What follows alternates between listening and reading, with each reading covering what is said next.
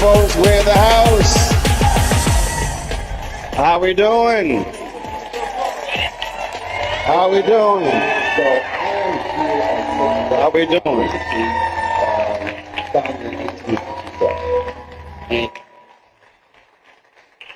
Good to see everybody here. Good to see everybody here. Y'all got it straight now? Y'all got it straight now. Y'all can hear me, right? But y'all got to kill that reverb, please. It is glad to be back in Raleigh. Glad to see all of you here. It was a few years ago when I spoke on campus. I was invited by Dr. Everett Ward, former then president of Saint Augustine's.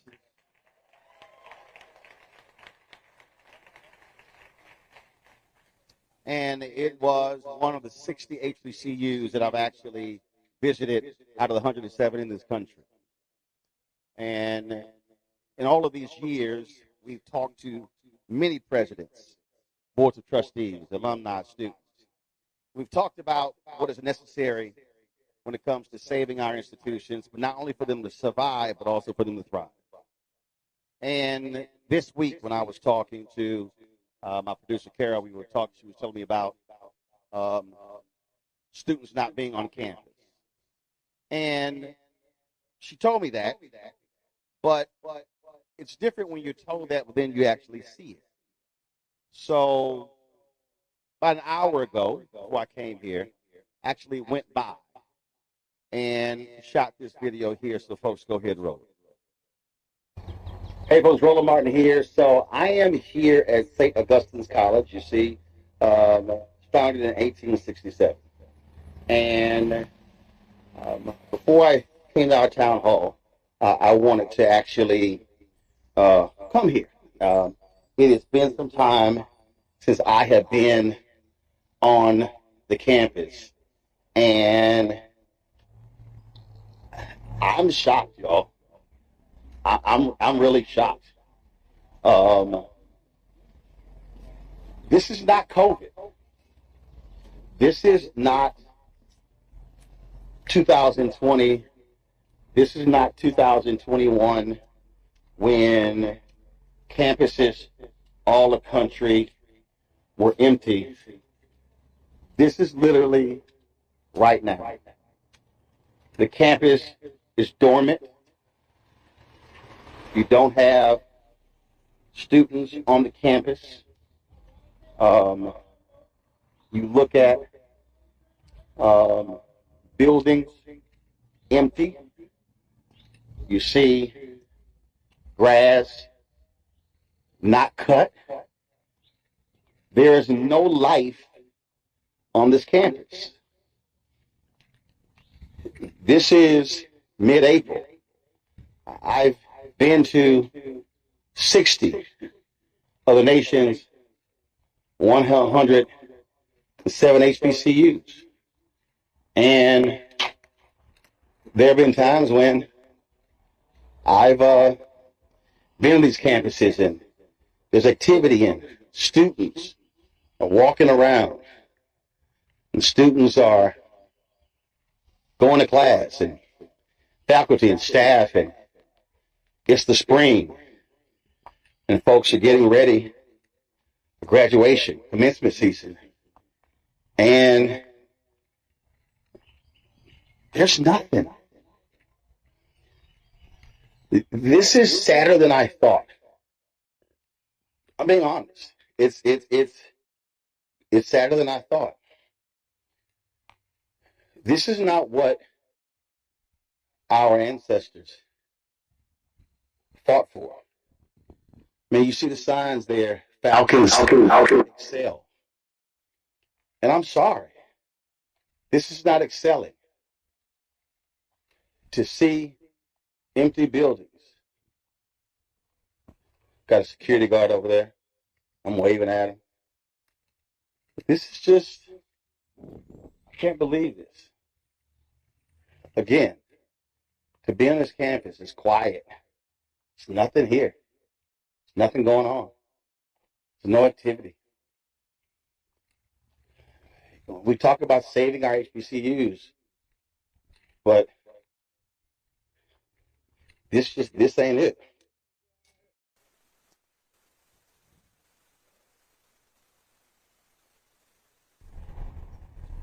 So, folks, we're live in Raleigh. Folks who are watching us in March Street Baptist Church, this is more video as I was driving along. And our goal tonight is to talk about how did we get to this point, what caused it, but also how do we get out of this in order to be able to revive this institution. Uh, we um, we were sent a statement. Let me be real clear to everybody who's here, everyone who's watching. Um, for a period of time, we extended invitations to the university administration, to boards of trustees, to sit down, to come on the show, but to also be here. They declined those invitations. Now, for folks who understand, this ain't our first rodeo. We've had numerous institutions on my show that have gone through issues, that have had accreditation problems, that have come on the show, talked about it, been at college. We had Talladega on last night. We've had numerous other institutions. And normally when someone is trying to seek financial support, seek help, they are willing to tell their story, to share their audience.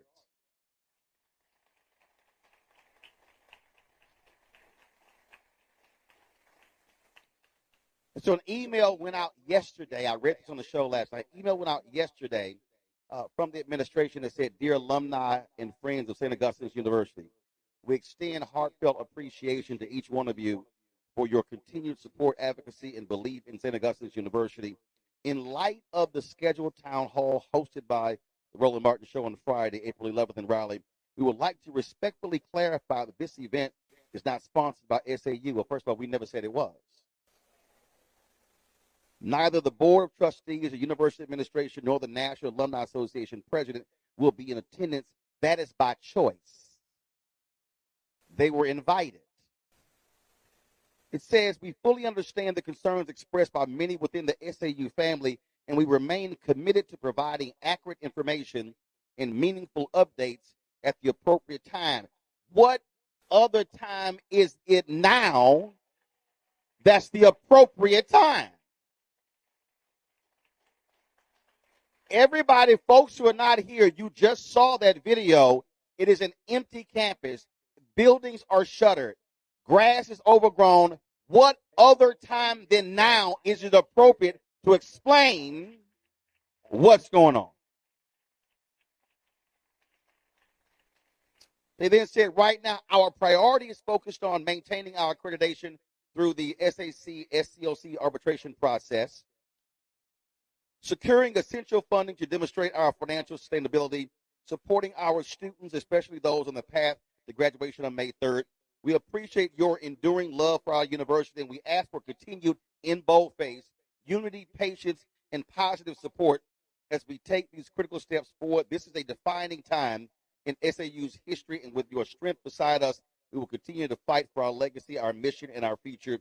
Thank you for believing in SAU with Falcon Pride, Dr. Marcus Burgess, Interim President, St. Augustine's University. Allow me, before I introduce our panel, to unpack this.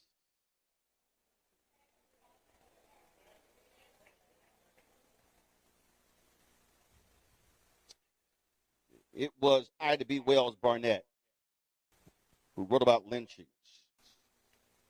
who said the way to right wrong is to shine the light of truth upon them. The focus of this town hall is to shine the light of truth upon what is happening to this institution, to this community, and to this city. And Dr. Burgess, to read a letter that says, securing essential funding to demonstrate our financial sustainability. How can you secure additional funding to demonstrate our financial sustainability when you have not demonstrated an ability to handle the existing finances? Why would somebody keep giving somebody else money if they can't handle money? Why would someone give money to an institution when you rejected a loan at a lower interest rate, but you accepted one at a higher interest rate? That's just basic finances. Then this is what bothers me when folk talk about we ask for continued unity, patience, and positive support. First, how can you ask for continued unity when you have a fractured family? You cannot ask for unity if you don't exhibit unity. You can't ask for patience when folk have run out of patience because they are tired of being lied to. Lastly, you can't ask for positive support with a negative bank balance.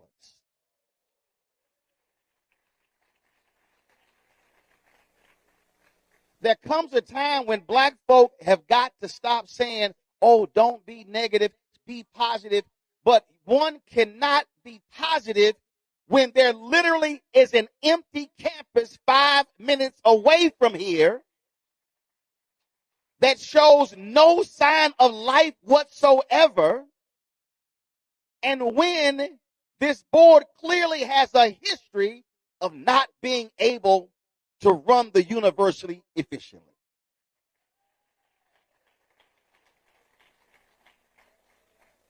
These are not subjective statements I am making, because how can you go to somebody to secure essential funding when you had that lawsuit?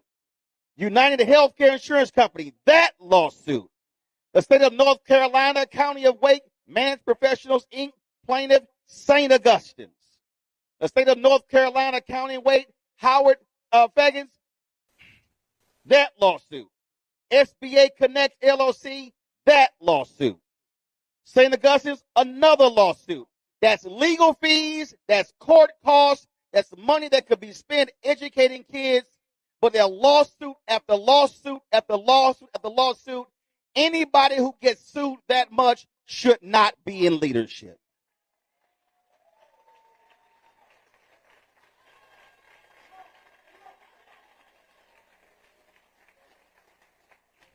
Now, folk need to understand, nobody pays me to say anything. I own the show. There's only one boss. The only person above me on my flow chart is God. So what we are talking about here is a situation of numerous lawsuits, dilapidated buildings, 7 presidents, selling a radio station for $20, and not one time do you have university leadership having the audacity, having the guts to stand before the very people who they want to bail them out of their predicament to explain how they got in this situation. So our goal is to give folk an opportunity to express their concern, disdain, ask the questions, and also for the nation to understand what's going on, because this could be your HBCU next. We want to thank Dr. Sean Jerome Singleton and Martin Street Baptist Church for hosting us tonight.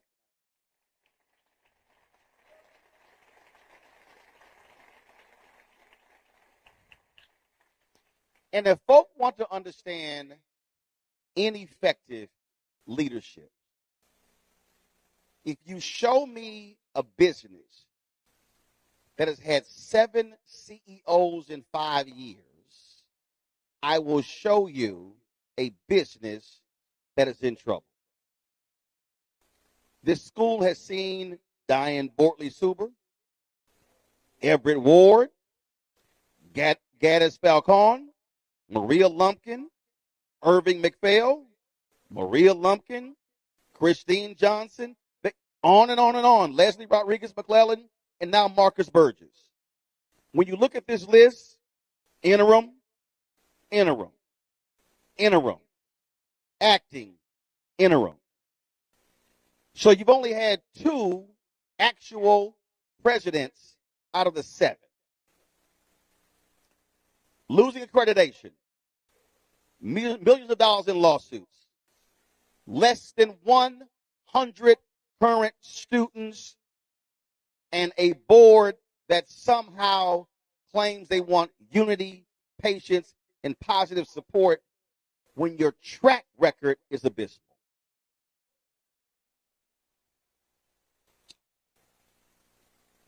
I want folk watching to understand that we've seen this before with other HBCUs, and some of them no longer exist. St. Paul in Virginia no longer exists. We saw Morris Brown go through hell for almost 20 years because of similar problems. And so, if we are going to be real honest about what's going on, it requires looking in the mirror and challenging folk who look like us, who claim they love the school they actually finished from. I do get a kick out of the fact that the board sent us a letter asking us not to use, respectfully, not to use the logo on our flyer. Pastor, I don't mean no disrespect. My wife is a minister as well, but I was like, y'all go to hell. I ain't doing that.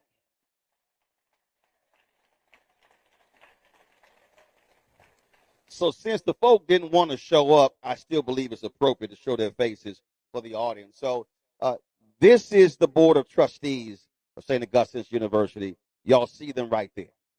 Brian Boulware, Hatley Evans, Antonio Knox, Joseph Lynn, James Perry, Sam Rodman, Leon Caldwell, Kenneth Barnes, Sophie Gibson, Charlotte Clark Turpin, Charles Elliott, Claude Tolbert, Colonel Dr. Matthew Webb, and the interim president, Dr. Marcus Burgess. Folks, we searched the Wake County court system and found 38 lawsuits. 5 are still pending. Again, that shows money. Let's get into this. Dr. Derek Sauls, associate professor. Deborah Clark Jones, former St. Augustine University vice president and whistleblower. We back? Y'all got me? Thank you very much. Katrina Williams, former St. Augustine's University professor. How y'all doing? For the people who are not from Raleigh, for the people who are not North Carolina, how in the world did we get to this place? Your perspective, how did we get here? Anyone you can jump in. It should be on. Is it on? Press the button. Should light up. There you go. Thank you. First of all, thank you so much for this forum, a very important conversation to be had. As you mentioned, I was a vice president at St. Augustine's University. How long? I served there from 2018 to 2021. Okay. And if I could just first acknowledge, however, I want to acknowledge the pain that so many people feel right now. Alumni, students, faculty, staff. This is a really tough time, and it was something that could have been avoided. As you mentioned, I was a whistleblower. I witnessed members of the board, actually Boulware and Perry were 2 on the board at the time, that attempted to change approved minutes of the board. They also were aware of a false contract, one that appeared much later. And so you ask, how did we get here? How did we get here? I know that, of course, HBCUs face unique challenges. We all are faced with financial challenges. But governance matters. Strong leadership matters. And I think what upsets me the most is those who have sat on the sidelines and have been complicit by not raising their voices, not holding people accountable, because several red flags went up. years ago. There have been votes of no confidence. There have been letters written by former administrators, attorneys, and no one did anything. No one did anything. And that's why I say this was all avoidable. And we didn't have to show up here. For the folks who don't understand, first of all, this is a private institution. And explain the governance. Does the board report to anybody? They do not report to anyone. And I'm so glad that you brought that up, because who selects the board? Other board members. So again, as when you look at public HBCUs, governor or the legislature oversees that. So the folk who could get rid of the folk with the problem are the same folk. The same folks. If we were a public institution, this would not have happened. So, Derek, I'll go to you. When I hear staff say they went 6 months without getting paid, but still committed to the school, I don't know how a board in their right mind could look people in the eye or send a letter asking for unity, positive support, and patience if you didn't get paid for 6 months. I don't know if any one of those board members would tolerate not getting paid 6 months on their job. For that question, Katrina Williams, she was there at the time, and she can Okay. answer that question. Just hold the button down, it'll light up. Hi. Yes, that is a good question. It takes dedication. So just by just being there for your students, being there with your fellow colleagues, you want to see the students actually finish. Also, by me being an alum of an HBCU, I wanted to see other students actually finish from an HBCU. Where'd you graduate from? Salem State University. And how long did you teach here? 17 years. 17 years. And when did you leave? Last August. Last August. What was the final straw for you? Well, I wasn't asked to return in August. Actually, I What were you teaching? different health and physical education classes, Okay. some education classes. And you were asked not to return. Well, no, actually, I had to go to, at first I was told that the contracts are coming, and then when August came around, I didn't hear anything. I ended up going to the school and asking, am I getting a contract or not? And so from there, So you're waiting for a contract, and you're waiting, and you're waiting, and you're waiting. School year approaches, and you still haven't heard anything. no. The only thing that was said is that they were making cuts. Other information that was given was that they were going to make us whole. I don't know what the definition of making someone whole was, because that was not clarified. Derek, how long did you teach? I taught there from October. All right, actually, let's do this here. Turn yours off. I'm going to go to a quick break. We'll take a commercial break. Y'all got to fix the microphone. We'll be right back. Rolling my Unfiltered, the Black Sun Network, live from Raleigh, North Carolina, at Saint Augustine's Town Hall. Back in a moment.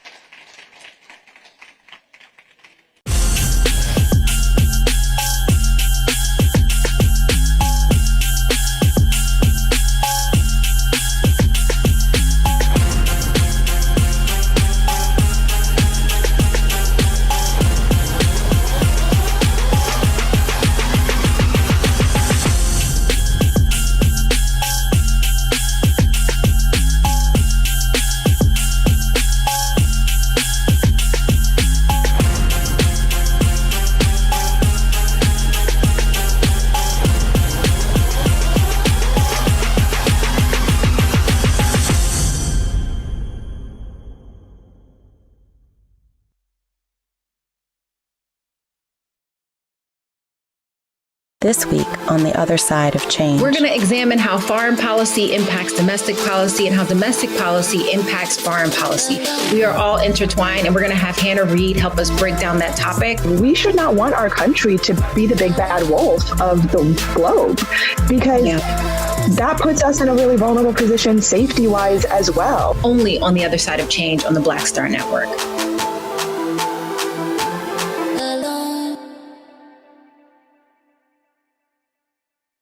We begin tonight with the people who are really running the country right now. Now, Trump is often wrong and misleading about a lot of things, but especially about history. Donald Trump falling in line with President Elon Musk. In the wake of the unsettling news that MSNBC has canceled Joy Ann Reid's primetime show, The Readout, Roland Martin and the Black Star Network would like to extend an invitation to all of the fans of Joy Ann Reid's MSNBC show to join us every night to watch Roland Martin Unfiltered, streaming on the Black Star Network for news, discussion of the issues that matter to you, and the latest updates on the twice impeached, criminally convicted felon-in-chief Donald Trump and his unprecedented assault on democracy, as well as co-president Elon Musk's takeover of the federal government. The Black Star Network stands with Joy Ann Reid and all folks who understand the power of black voices in media. We must come together and never forget that information is power. Be sure to watch Roland Martin Unfiltered weeknights, 6 p.m. Eastern at youtube.com/Roland S. Martin or download the Black Star Network app.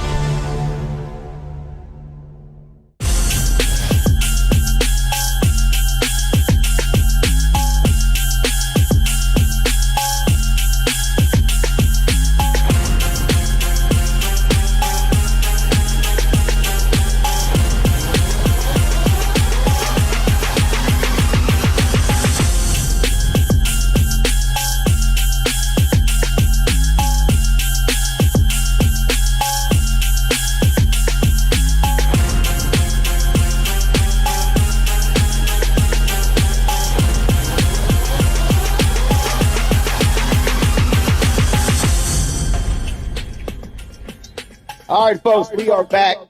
Martin Street Baptist Church. Sorted out the audio issues. A lot of y'all were complaining on social media, on the YouTube channel, so we have got it sorted out. So we're going to continue our conversation. And Derek, we're going to you before you went to the break to share your perspective of what's happening, what's going on, and just how we got to this disastrous place. Well, thank you for bringing the show to Raleigh. You know, now's the time when we take this to a national level.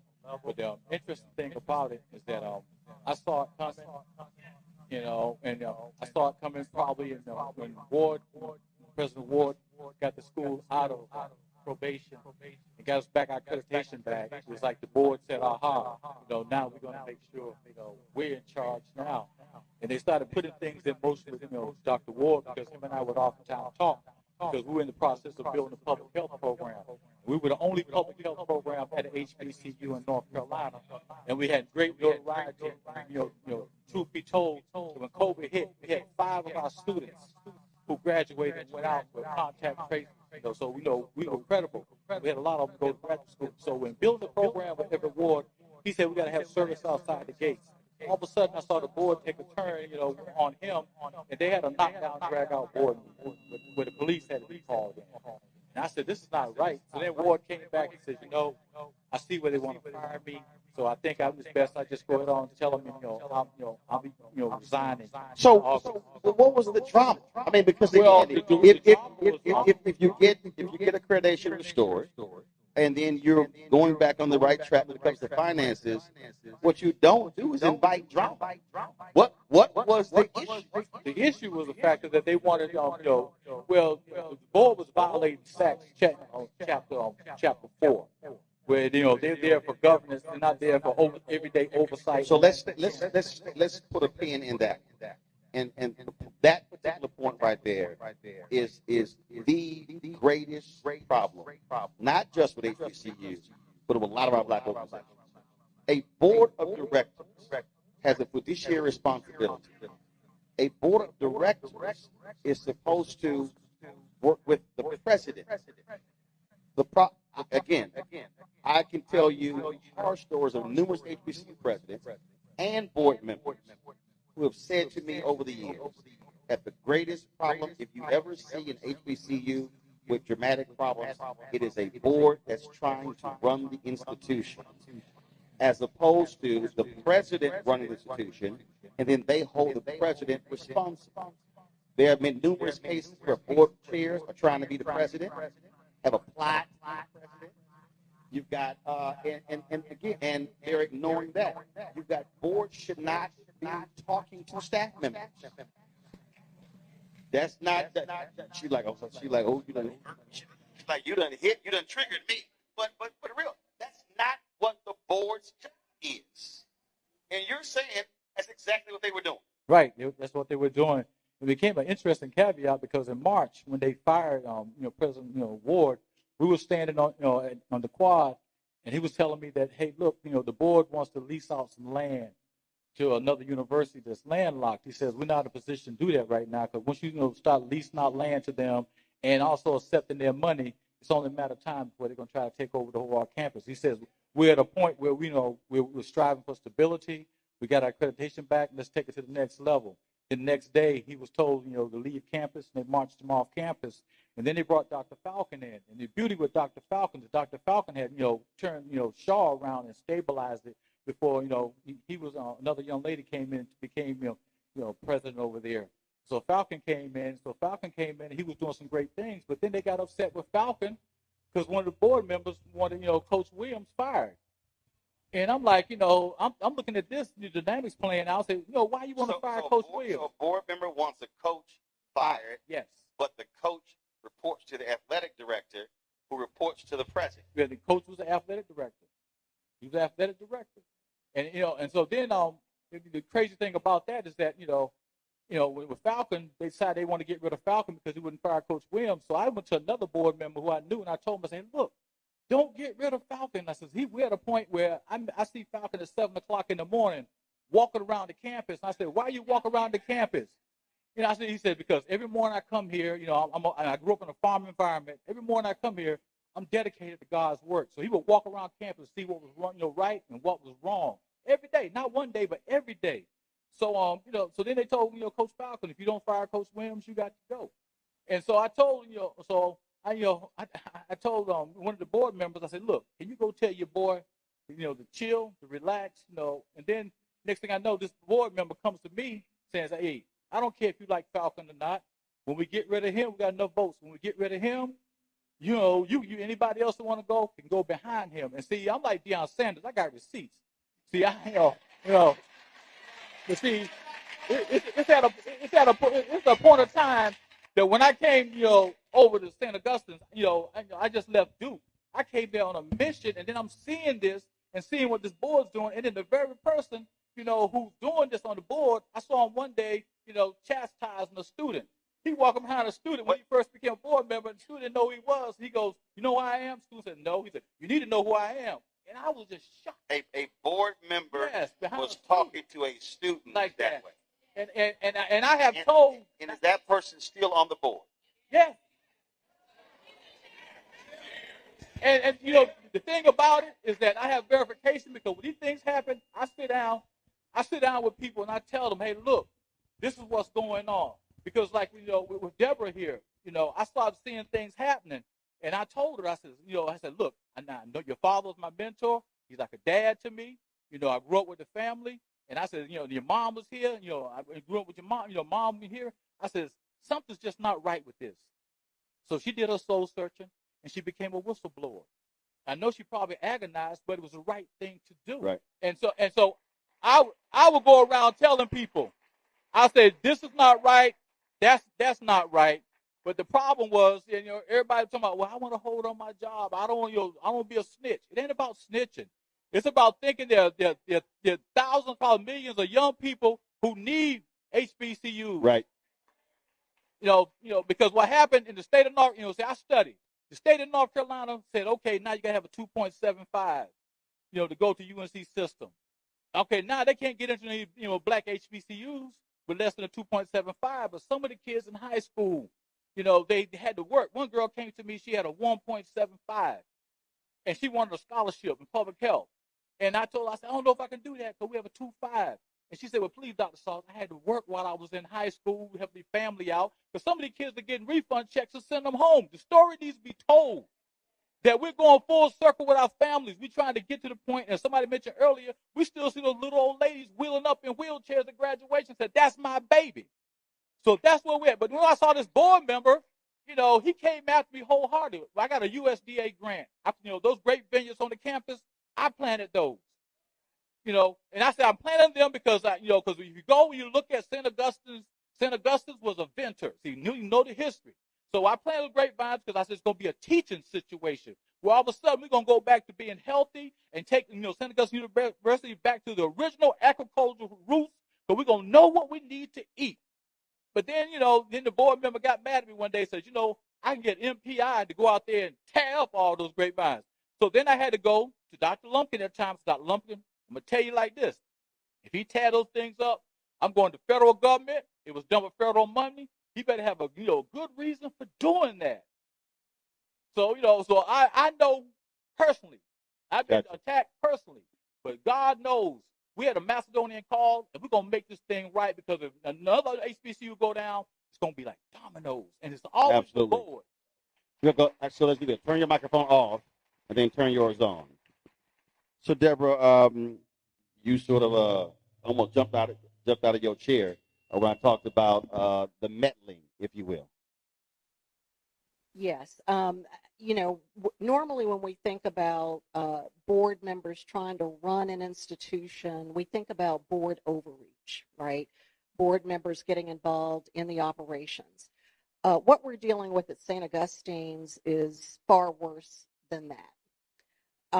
We're dealing with board members who bring vendors up from Atlanta, Georgia, with no bidding process, insisting that the administration use them. We have board members who bring firms from Atlanta, Georgia up to Raleigh as if there aren't enough firms here locally. We should be supporting the local economy. And as they're taking them on a tour, suggesting that they allow them to put their second cigar bar in that development, this to me is next to criminal. It's not just about board overreach. The wrongdoing is happening. There's plenty of receipts to support it. And once again, no one, and here I'm talking about the other board members that had an opportunity to change the board, and they refuse to do that. So I do think that it's far greater than just board overreach. Is there an accurate number of how deep in the hole this university is in? We've only heard $60 to $70 million. That's a big spread, but that's the number that we have heard most recently from the. And there's never been an outline of what that is an audit or anything along those lines? There has been an outline, including the $10 million tax lien, federal tax lien on the institution, paying back the different judgments that you have already cited. I was trying to think of some of the other costs, but right now they have dug themselves in such a deep hole with predatory loans, with loans that they do not have the ability to pay back. And they've collateralized every parcel in their real estate portfolio. So there is nowhere else to go, and you cannot borrow your way out of debt. You can't do it. And you've already stated it. I think what is most egregious to me is these board members, to me, they're squatters. They're just sitting there at the institution knowing that no one trusts the board. It compromises fundraising for the institution. Funders will not give if they don't trust the governance of an institution. And yet they continue to sit and just watch the university burn. And that's just inexcusable. Katrina, final comment from you.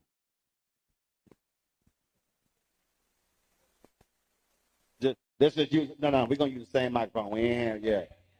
Yeah. We know 2 mics work. Pink and yellow, they work. Go ahead. So you asked why did the faculty and staff stay? Well, I was saying it was because Hold it right to your mouth. There you go. okay. I was saying it was because of dedication, but also many of the faculty and staff didn't have the same interaction as Dr. Sauls received, like with board members. So we were in the blind.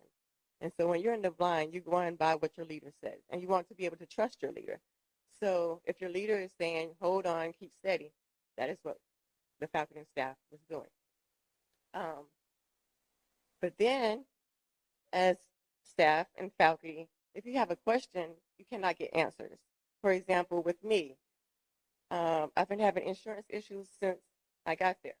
And so For all 17 years?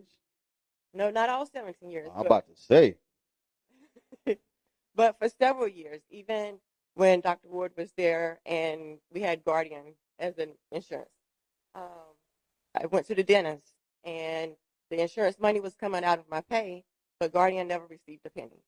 And so I had to pay that bill. Insurance money's coming out your check, but when you go to the dentist, they like, no, you got to pay yourself. Yes. Wow. And then just here recently, last year, insurance was paid up until January. And so we were told that we will be our insurance will still be covered all the way up until the end of July 31st. Well, all the doctor appointments that I went to from January all the way up until July, I am now responsible for those bills. Wow. All of that is absolutely hard. Appreciate all 3 of you sharing your story. We're going to go to a quick break. We come back. We're going to talk to students. How are they being impacted by what is happening here at St. Augustine's University? We're here with our town hall here, folks. Martin Street Baptist Church. We'll be right back. Roland Martin Unfiltered, right here on the Black Star Network.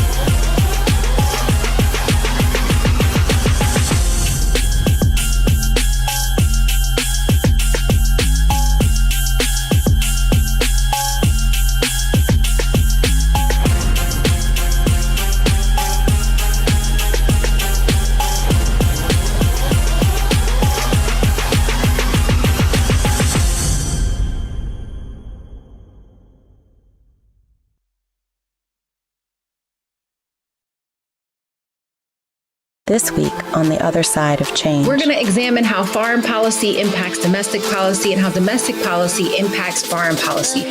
We are all intertwined, and we're going to have Hannah Reed help us break down that topic. We should not want our country to be the big bad wolf of the globe, because that puts us in a really vulnerable position safety-wise as well. Only on The Other Side of Change on the Black Star Network.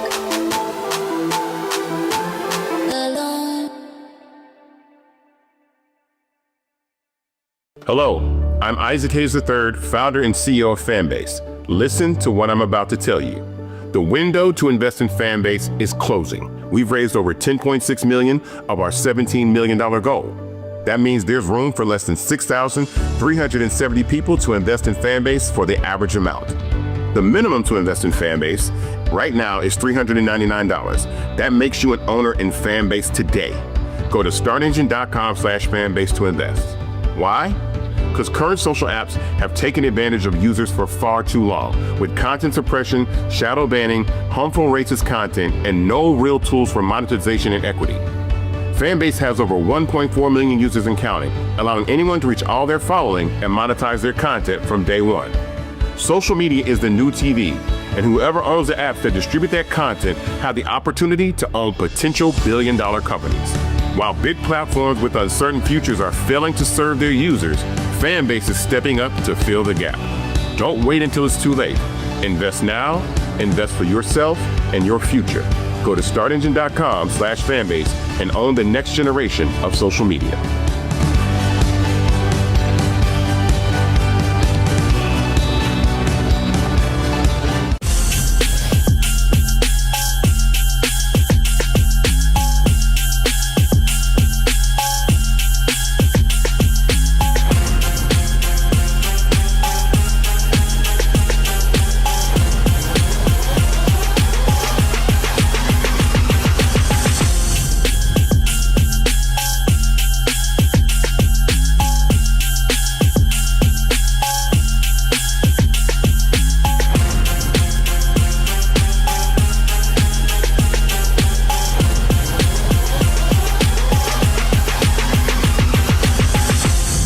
folks, welcome back to Martin Street Baptist Church. No, they did not name the church after me because I came here. That's not true. That's not true.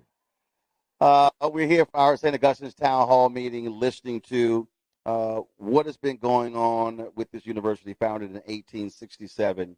And the thing I think we need to understand, and I said it in that video, here's an institution founded 2 years after the end of slavery, a period of reconstruction, going through Plessy versus Ferguson, going through Supreme Court decisions, going through 92 years of Jim Crow, going through the Black Freedom Movement.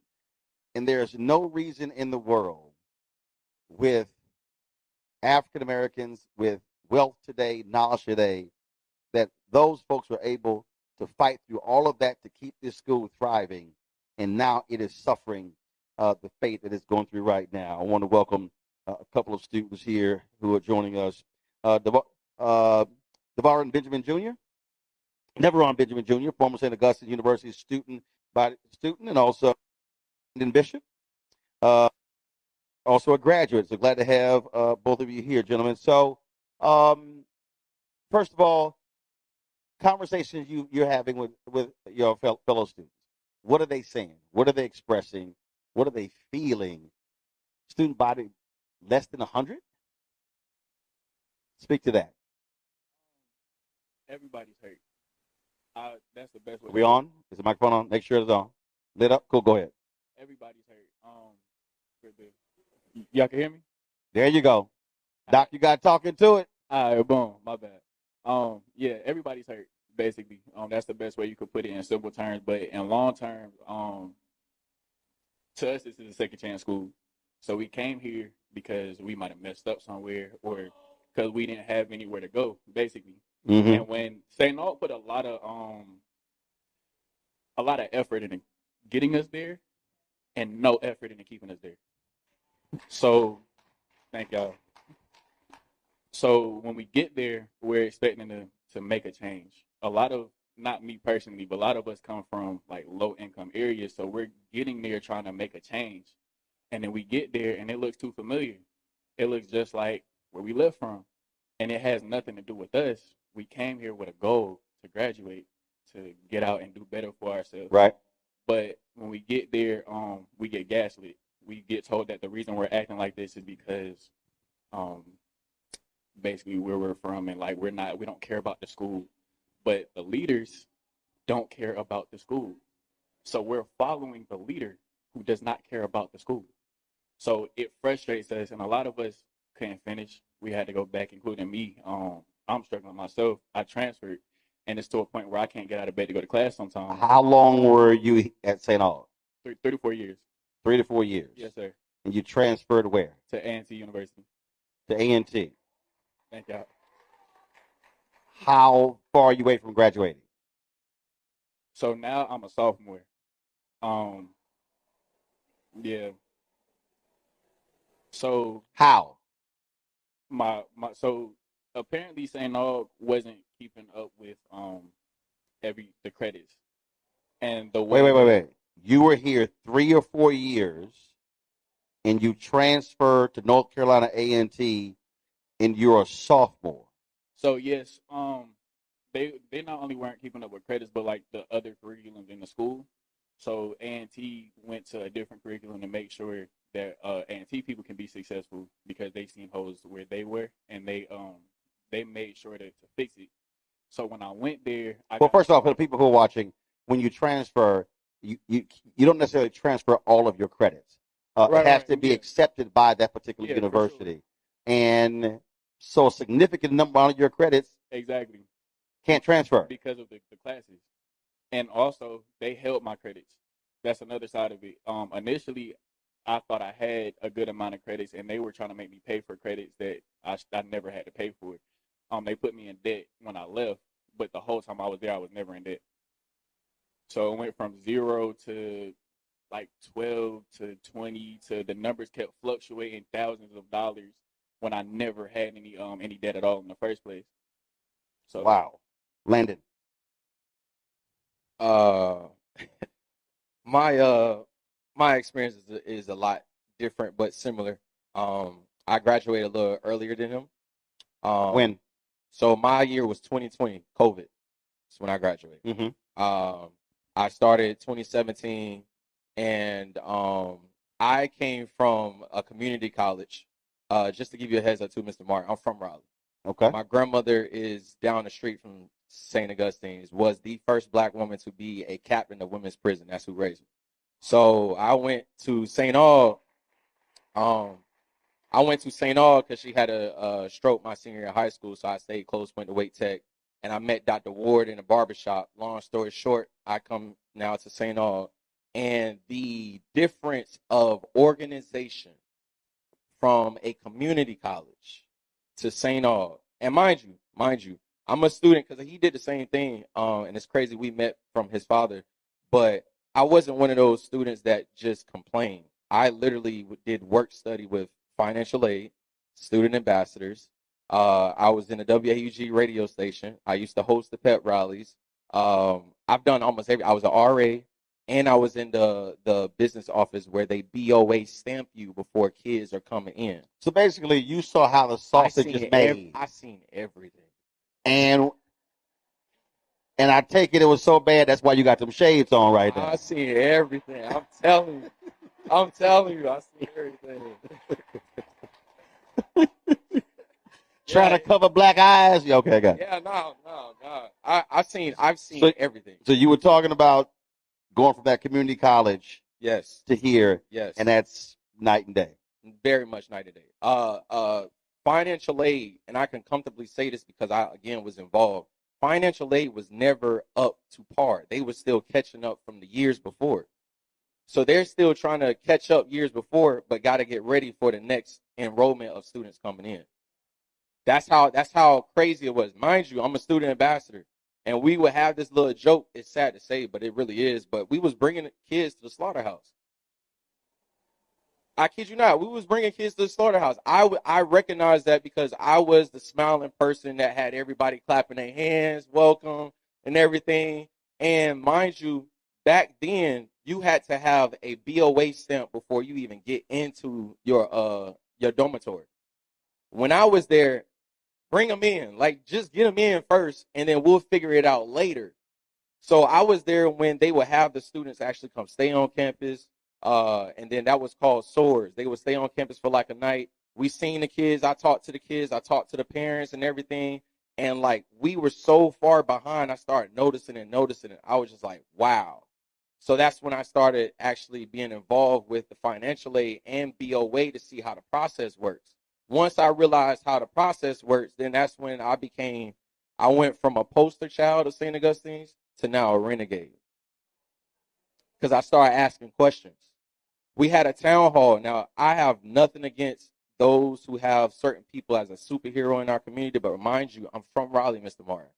So people that I've seen, I just so happen to know I got a different vibe and feel at an institution in my backyard. We had a town hall meeting with Dr. Ward. It was a last-minute town hall meeting. We had the town hall meeting. Everybody's asking questions, and none of the answers are coming from Dr. Ward. So we're like, okay, one of the biggest things for us is like, why are we paying $2,500 for student activity fees and we don't see no activities? Like, we can't even park in certain places. The only time and this is how I met his dad, Deveron. I vouched to the alumni. I'm like, the only time we see a spirit on campus is homecoming. After that, campus is dead. So I asked Dr. Ward, I stood up and I said, Dr. Ward, and this is verbatim. I said, Dr. Ward, with all due respect, what is it that you really do know? And some of y'all said, that. So you can imagine Dr. Ward was like, and it was never out of bad intentions, y'all, at all. I'm a student. At the end of the day, I'm living through these experiences like knowing a lady fell through the floor type experiences in our dormitory. And she had to crawl out the crawl space, Mr. Martin. And they offer her lunch. Not insurance, nothing like that. But I asked Dr. Ward, I said, what is it that you do know? Because it's like all our questions are not hitting. And he said, well, you stand up since you're a son. We are all sons and daughters of St. Augustine's University. That's how he talked. He cool though, for real. But He said, what would you do? I said, Dr. Ward, I would have a conversation with these students. You're not living in these dormitories that don't have no heat in a freshman building. How many times? You was in Latham too, right? They still didn't have heat and they had situations like that. And I graduated already. Yeah, you got mold situations. You got the floors are caving in that literally a senior citizen lady who was over the dormitory fell through the floor. You have fried chicken Wednesdays and they would fry fish. The tag is still on the fish when they put it in the grease. I done seen it all. That's all I can tell you. I done seen it all. Deveron, the thing here is that what really jumped out when you talked about you're trying to play catch up. And the reality is you can't outrun that debt. And at some point, and then it's exacerbated when you keep having new leaders. What years were you here? I believe I started, was it 19? 19 to 19. So you started in 2019, left in? I think it was like 22 or 23. 2022, 23. When you started seeing these president, interim, what were students saying? Because I'm sure they're like, wow, another president? Yeah, so at a point in time, I actually was supposed to work for the president, and because things were so bad, I got I'm not gonna say pushed to the side. It was COVID. I'll put it like that. So they didn't really have space. The students were confused, for lack of better words. There's we didn't see one leader. That's the best way I could put it. We didn't know who or what to follow. Which also goes back to what I had said earlier. It really, that's the word, confusing. What are the current students? What are they saying in chat rooms? What are they saying in conversations? Are they just like, I'm just trying to get this sheet of paper and get out? I can't speak for the current students. I can say that was the goal for everybody when we were there, though. Nobody at a point wanted to graduate from St. Aug because it was hard. Like he said about the dorms. My senior year there, I got basically kicked out of my dorm in Latham. No, it wasn't. It was Fallcrest. That's like the upper dorms, basically. I had the GPA for it. I made Dean's List, the whole nine. And when I got there, I didn't have a lock on my bathroom door. So I didn't feel comfortable staying there because of the culture of like where it was. And I asked them multiple times, like, can you just fix it? One day I got back and there was somebody else basically living in my dorm and they told me I had to go back to Boyer.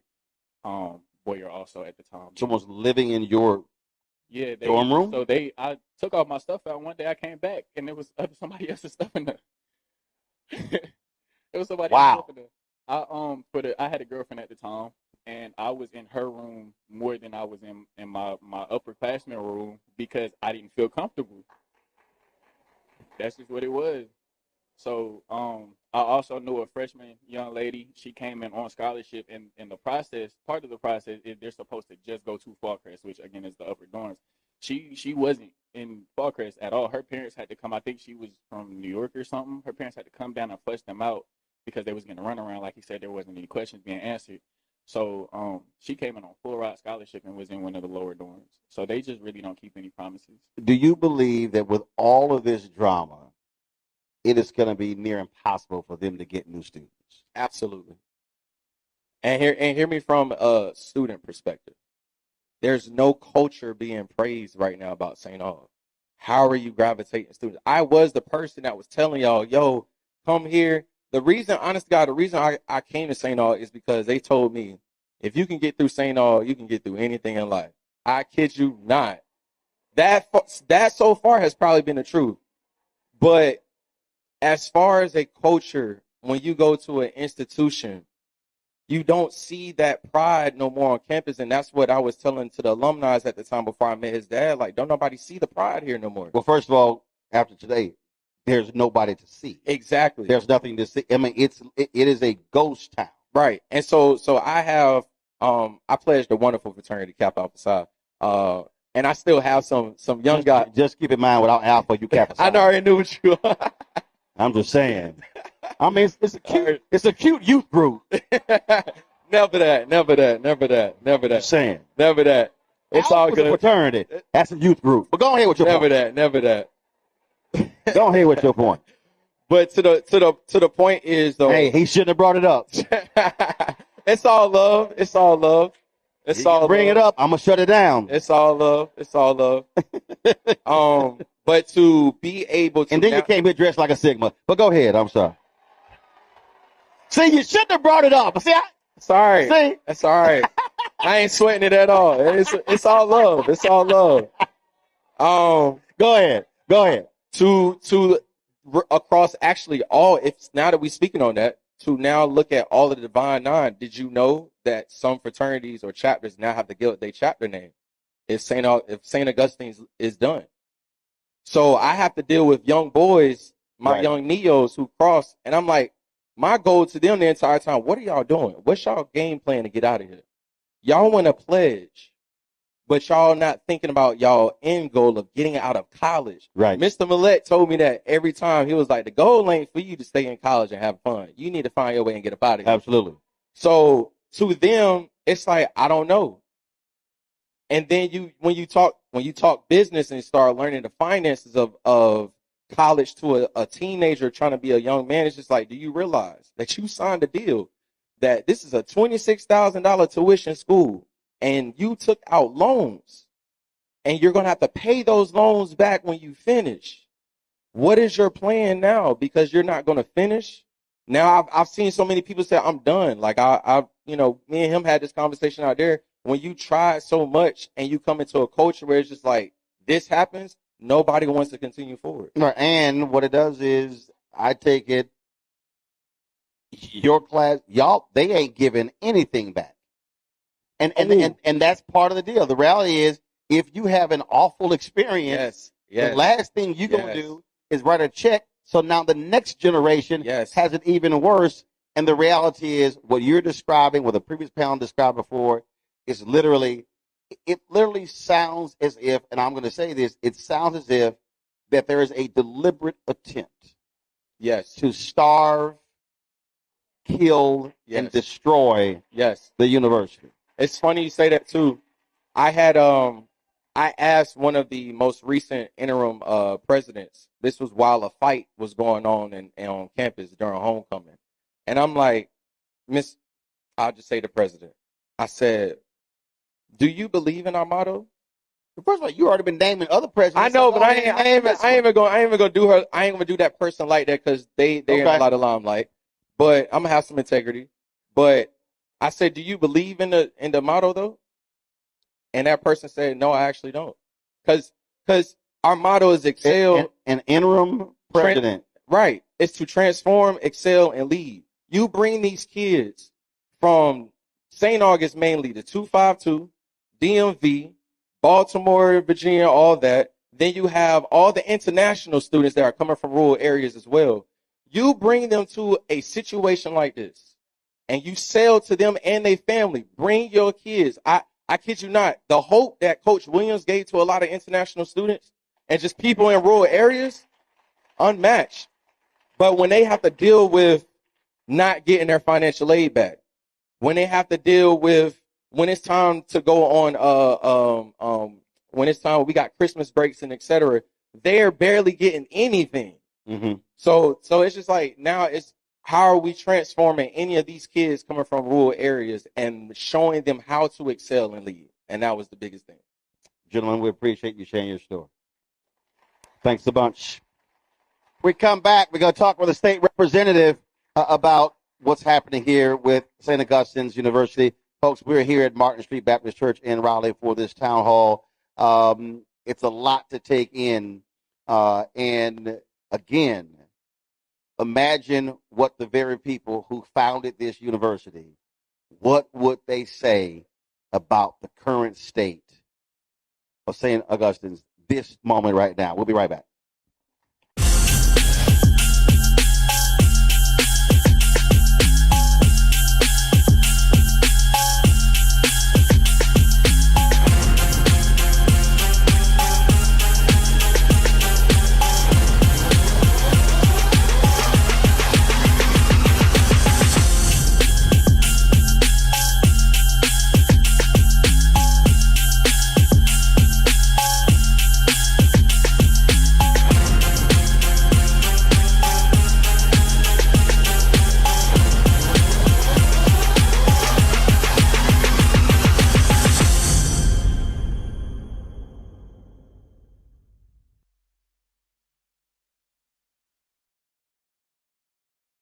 This week on The Other Side of Change. We're going to examine how foreign policy impacts domestic policy and how domestic policy impacts foreign policy. We are all intertwined, and we're going to have Hannah Reed help us break down that topic. We should not want our country to be the big bad wolf of the globe, because that puts us in a really vulnerable position safety-wise as well. Only on The Other Side of Change on the Black Star Network.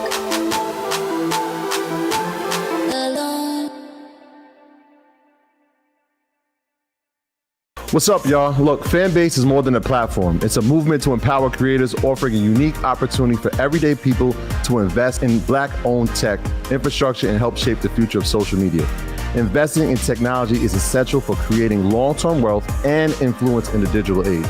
The Black community must not only consume tech, we must own it. Discover how equity crowdfunding can serve as a powerful tool for funding Black businesses, allowing entrepreneurs to raise capital directly through their community through the Jobs Act.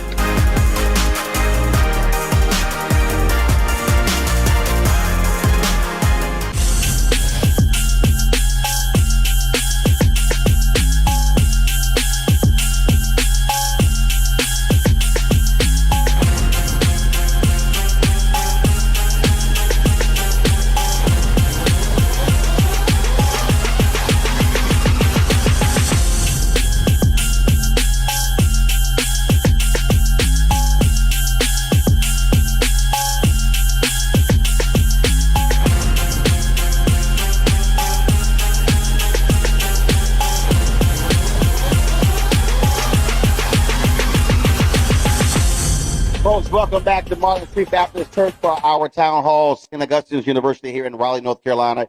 Joining us is the state representative where the university resides is Representative Abe Jones.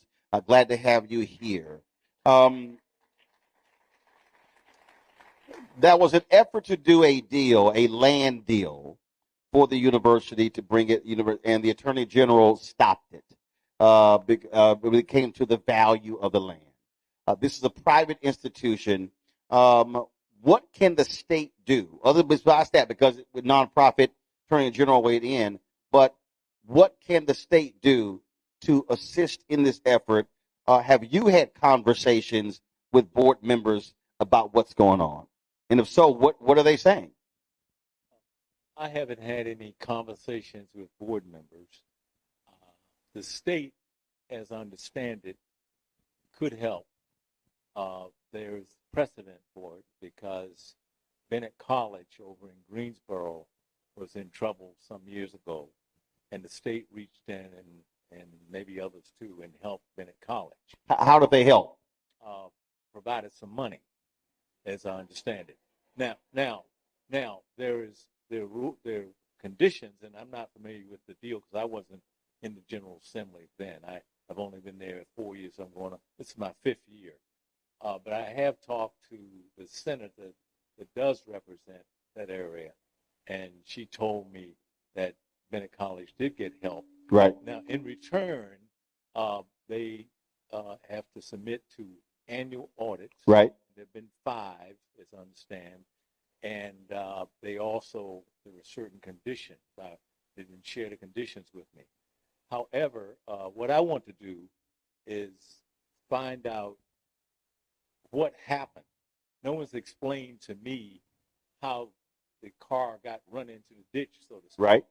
And it's hard to go to my fellows and my fellow members and ask for money for a great institution that has a great history and not know what happened. Okay, so with that being the case, have you, the state senator, city council members, county commissioners, mayor, consider putting together a political delegation and calling the board of trustees to that meeting to explain what's going on? I have thought about it, and I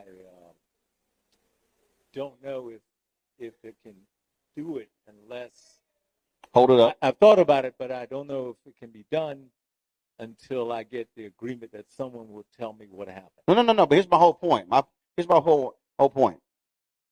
You as the state rep, the state senator, the county commissioner that oversees the area, the city council member over that particular area, as a coalition, send that letter saying to the board, y'all are demanding a meeting with the board of trustees where they explain to y'all what is the plan of action to deal with these problems. They need to explain to y'all what goes on, because whatever decision they make has an impact on that land in your district. And if they tell y'all to go to hell, then we really know what's the problem. I mean, so my deal is, let's not think about it. Let's do it. Well, I understand your question. The problem is I understand the question, but you can't force anyone to do anything. No. You can't force. You can't force. You can ask them. No. But here's my whole point. You can't force, but if you are an elected official overseeing that area, if they have issues with crime in the area, they have to go to the city. Correct. If they have issues with roads, they have to go to elected officials. So it's not like, even though that's a private institution, also they are a nonprofit. The state has governance over nonprofits. And so what I am saying is, the political leadership needs to operate as a coalition and demand a meeting with the board chair, the full board of trustees, and the president to lay out to you what happened and lay out what is your plan to fix this, because your constituents are not happy. That has to happen. And I don't disagree with you about that. All I'm saying is it takes more than one. We have this district. I'm the only state representative. We have city council. We have county commissioners. And I'm willing to attempt to put that together. But I can't do it alone. No. I'm not. You're not going to do it alone. Okay, I got it. Right. Who's the state senator for this district? Daniel Blue is. Yeah. Who it is? Dan Blue. Dan Blue. Yeah, he's been there a good while, and I believe he's probably willing to help too. Okay. Yeah. Dan Blue. He Republican, Democrat. What is it? Okay, got it. We're all Democrats. Okay, who's the city councilman for this district? I believe that's Corey. But hold on. Shh. Yo, I got this.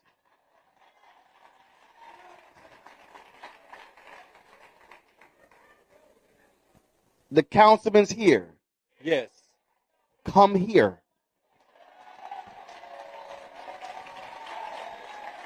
I told y'all I got this.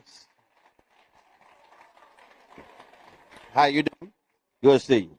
This is Corey Branch. Hey, Corey. Pass the mic to the councilman. Councilman, yes, sir. Have you attempted to have any conversations with this interim president and the board of trustees about what has happened and what their plan of action is? Yes, I have. And I've had a conversation. What happened? So I had a conversation with the acting president, and in that conversation, he keeps saying, "We have a plan. We're working through a plan. We have a way to have funding." That's what he's telling me. Okay, so that's the conversation I've had. He said we have a plan. Yes, he has not shared the plan to me. So how you know there's an actual plan? How do I know about it? I don't, because he hasn't shared it to me, but Gotcha. I've had the conversation with him. Okay, so are you willing to join with the state rep, have a political delegation call for the interim trustees to literally come to your political delegation to explain how do we get here with documentation, and then also lay out to y'all what that plan is, because that campus being empty, let's walk this through, first, has an impact on the community when it comes to sales tax. It impacts the businesses around there. The condition of the university is now blight. So are you willing to do that in the next 10 days? I would meet with them tomorrow. I mean, I have no problem. Anyone knows I'm not hard to find. No. So yes, I'm 10 days. I'm talking about. I meet tomorrow. Okay, okay. I got again, y'all. I got this, y'all. So I'm not gonna say tomorrow because I want you as the councilman, you as the state rep, the state senator, and whoever the county leader is. I want the four of those individuals. You can put the mayor if you want, but if not, that's fine. But the four to put that letter together and send it to that president and that board of regents, that board of trustees, and say we are requesting that meeting, a face-to-face meeting with them to get all of those answers, because as the duly elected representatives of the people, since clearly they're not going to talk to the people, if they choose not to talk to y'all, then y'all really know how they feel. And if I can say, I've actually, their past chair of their board and their current chair, the 2 times I've interacted with them, I had to introduce myself to them because they don't know who's in Raleigh is in leadership. Oh, no. Here. So they gonna know now. Yeah, they know now. But that's my point. No. That's my point. I mean, at the end of the day, if all you keep hearing is they're unaccountable, they're not talking to anybody, as political leaders, that's the level of pressure that needs to be placed upon them to get those answers. Because again, we're talking about whatever decisions that they make with that school and that property has a direct impact on that neighborhood and the city. Representative, go ahead. Let me say this about Saint Augustine. I have a deep and long, strong tie with Saint Augustine. I grew up in part on that campus. My father was there for 10 years as a professor. And so I love St. Aug. I want St. Aug to survive. But the problem is, and I hate to point a finger in open air, but to me, the board failed St. Aug. No. Now, okay. Right. Now, for some reason that happened. I don't know why, but I know that the board can hire and fire presidents and dig into finances. And I just want to know the inside story. They don't even have to say it publicly. I'd like to talk to them privately first because I'm a lawyer, and then we take the next step. But I can't. No elected official by him or herself can do it. No. With all due respect, Representative, it's a whole lot one person can do. I agree with you. It's a whole lot. Yes. If you got a federal lien on you, you likely got a state lien coming after you. They likely owe city water services. See, what I'm saying is, if I'm going to figure out what my end is, I'm not going to act like I'm on the outside. This is a crisis moment. And this requires every lever of pressure to be used to apply to leadership to lay out answers.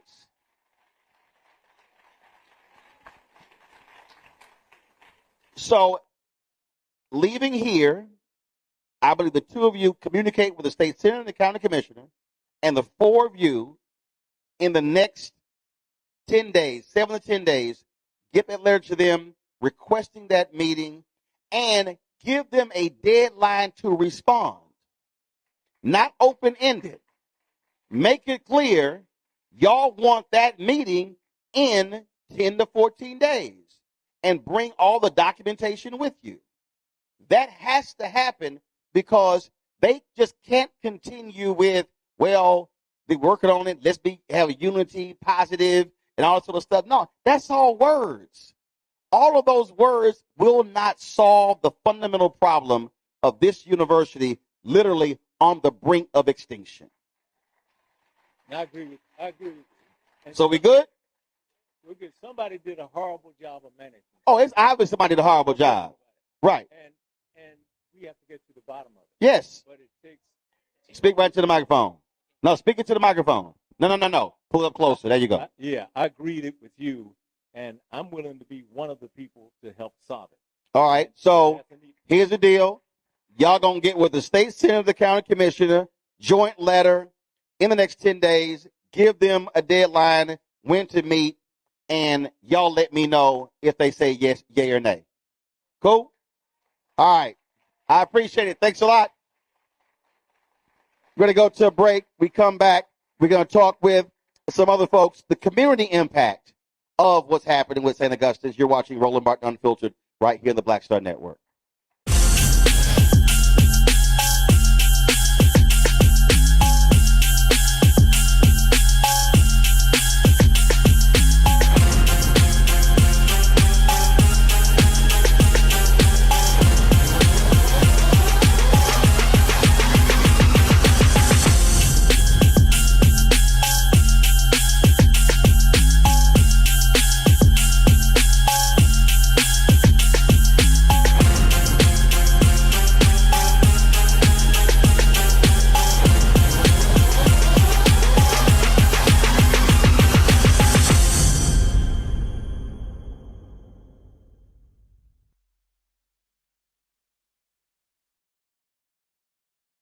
This week on The Other Side of Change. We're going to examine how foreign policy impacts domestic policy and how domestic policy impacts foreign policy. We are all intertwined, and we're going to have Hannah Reed help us break down that topic. We should not want our country to be the big bad wolf of the globe, because that puts us in a really vulnerable position safety-wise as well. Only on The Other Side of Change on the Black Star Network.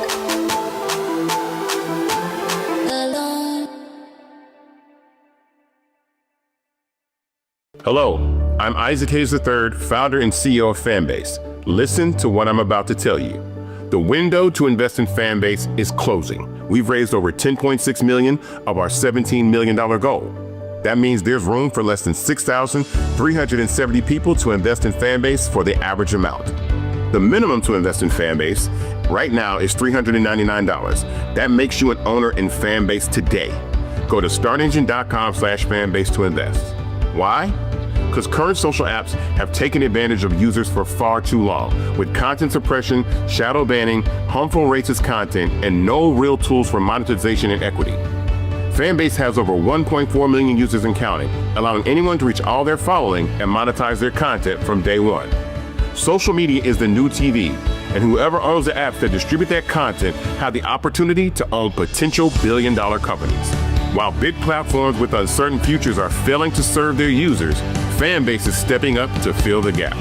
Don't wait until it's too late. Invest now, invest for yourself and your future. Go to startengine.com/fanbase and own the next generation of social media.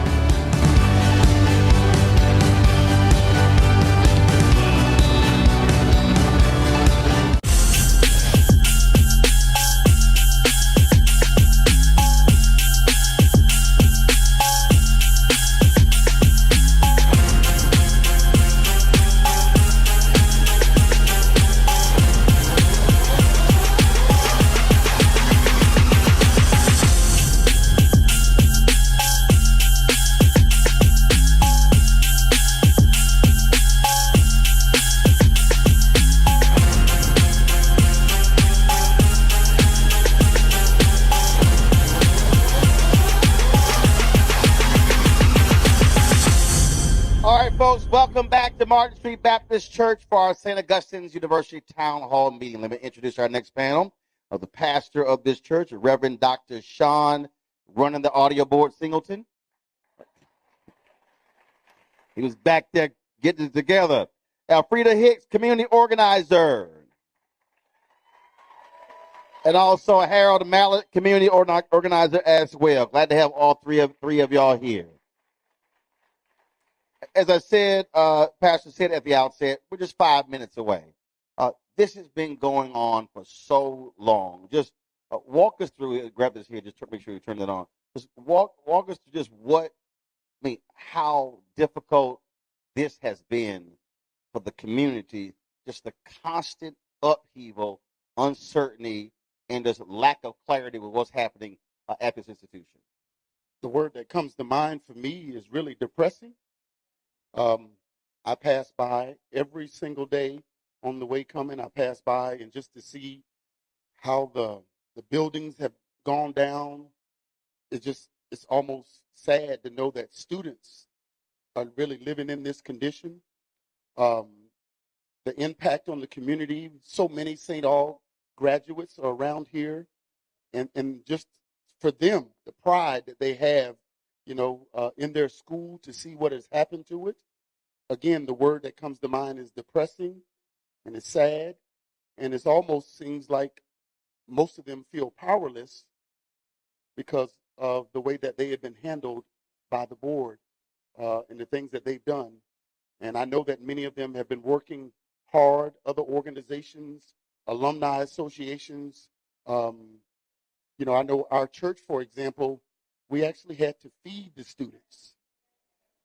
Several churches on Sundays had to actually provide food and take home bags for those kids to eat in college. I was talking to someone and they said that staff members were facing eviction. Yes. And the community has been helping them pay their rent. Yes. Helping them live and just survive. Well, I mean, most of us in here, if we went 6-7 months without a paycheck, right, we would be in the same condition. And so you have to imagine if you're on your job and they told you you weren't getting paid for months, but you were still coming to work, how you would feel about those individuals. But that shows how much people really love the university and how the community, this is a community partnership between this church and that school. The amount of alumni that have come through here and the things that we have partnered with St. Aug to do to see what has happened, and the amount of presidents that keep going through, and it just has been sad. Alfredo. Really sad. As a child of the community and the neighborhood surrounding the campus, it's heartbreaking because there are students who have been entrusted to that campus by their parents, and they have come there. They don't have food, they don't have safe living conditions, and they have an administration that does not care.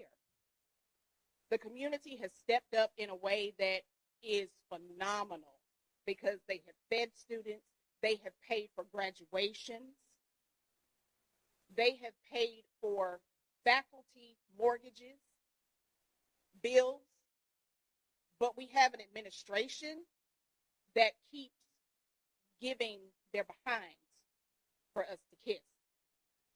St. Augustine's University was my first experience with college. I played on that campus as a child. For me, that's home. And anybody that knows me knows that it's personal. I'm a parent. I'm a grandparent.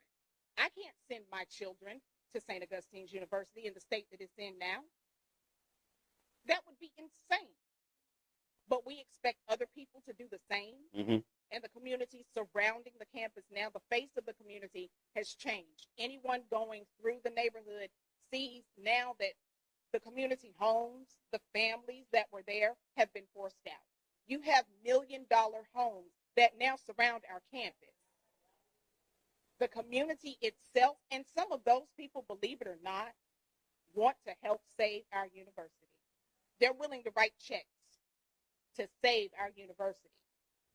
But how can you ask someone to do that when you have a board of trustees, a board president who's an alumnus of the university, who won't even have a conversation about the misdeeds that they've done?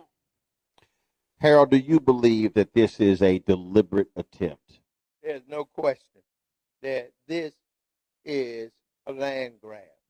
That's what this has been, okay? Unfortunately, we have participated in a land grab, okay?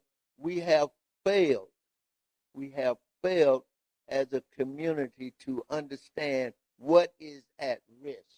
The loss of opportunity, the loss of employment, the loss of land itself, which I think is the driving force behind this. There are people who are only interested in that campus because of what they can develop on this side of town. Okay?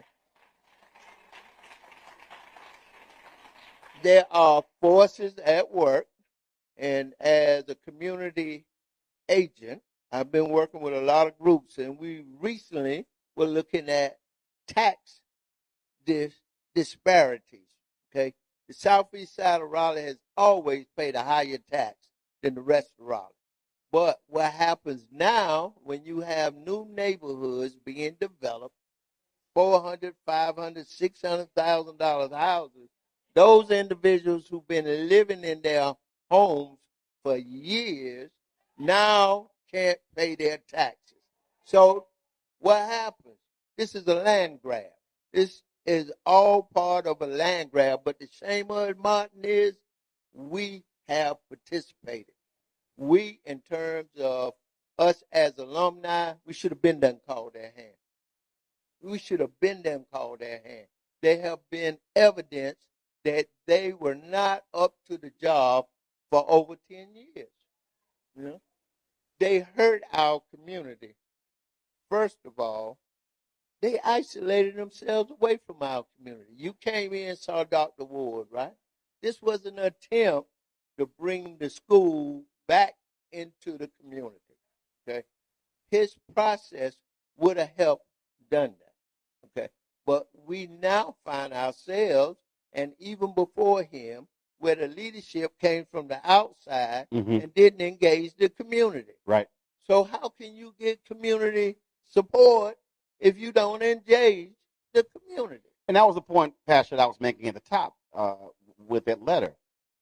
How do you think you're going to get financial support if you're not even talking to the very people who care the most about the university? Yes. Go ahead. I mean, that to me, that's just. I'm sitting here looking at the website, and maybe this is a different website. On the website, Saint Augustine University at a glance. Y'all, this is on the website. It says students 924 plus.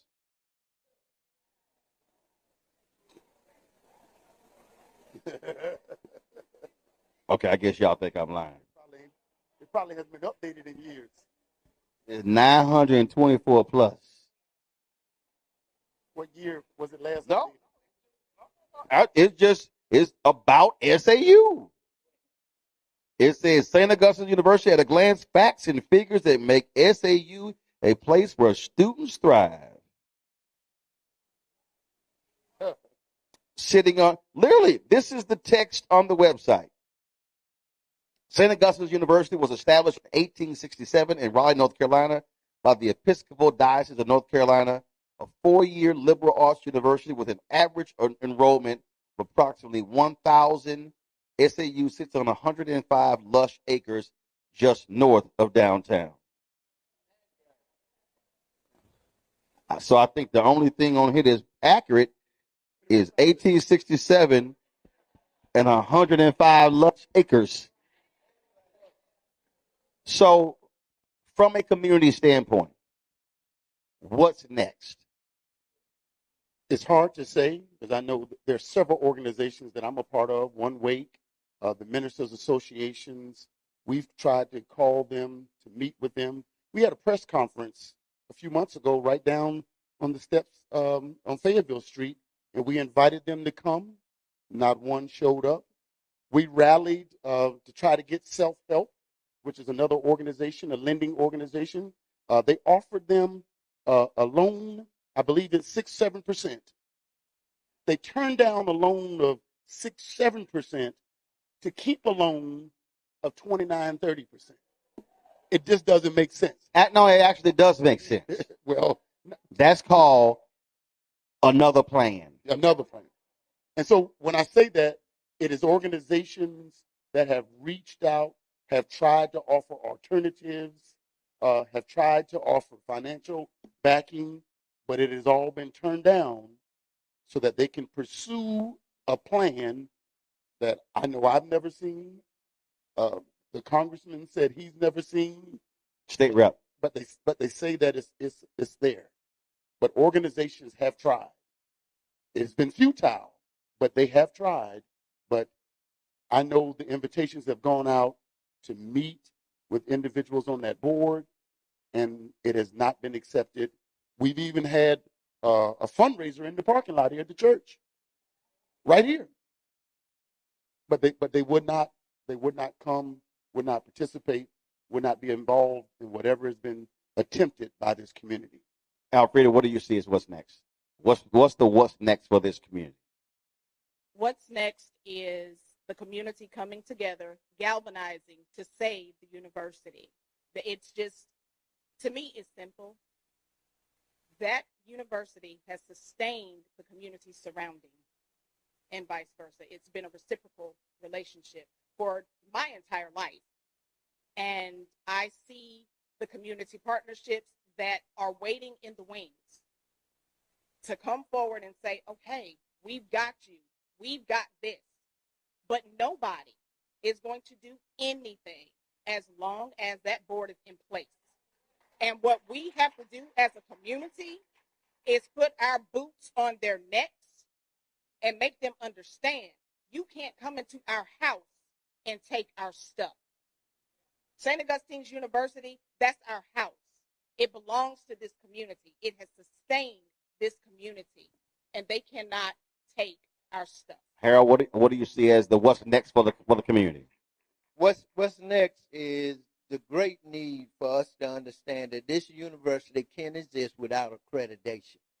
The board would like for you to think that if you don't have accreditation, then it's over with. Okay? There are elements in that community out there that would like for you to think if you don't have accreditation, then it's over with. We will need to rebuild ourselves. We need to build it back the way it should be. Okay? What that will take is those of you who are sitting out there are going to have to commit. You're going to have to put yourself at risk. You're going to have to commit. If we do not fight for what is ours, then it's over with, man. Right. It's over with. We got to commit. Okay? This board has been complicit with elements in that community out there to rid ourselves of our property. That's where we at. You know? All right, folks, we appreciate y'all being on the panel. When we come back, we'll chat with National Alumni, and then we'll talk to some other folks, including organization you were talking about who offered financial support. All that next, right here in Roland Martin Unfiltered on the Black Star Network, live from Martin Street Baptist Church. This week on The Other Side of Change. We're going to examine how foreign policy impacts domestic policy and how domestic policy impacts foreign policy. We are all intertwined, and we're going to have Hannah Reed help us break down that topic. We should not want our country to be the big bad wolf of the globe, because that puts us in a really vulnerable position safety-wise as well. Only on The Other Side of Change on the Black Star Network.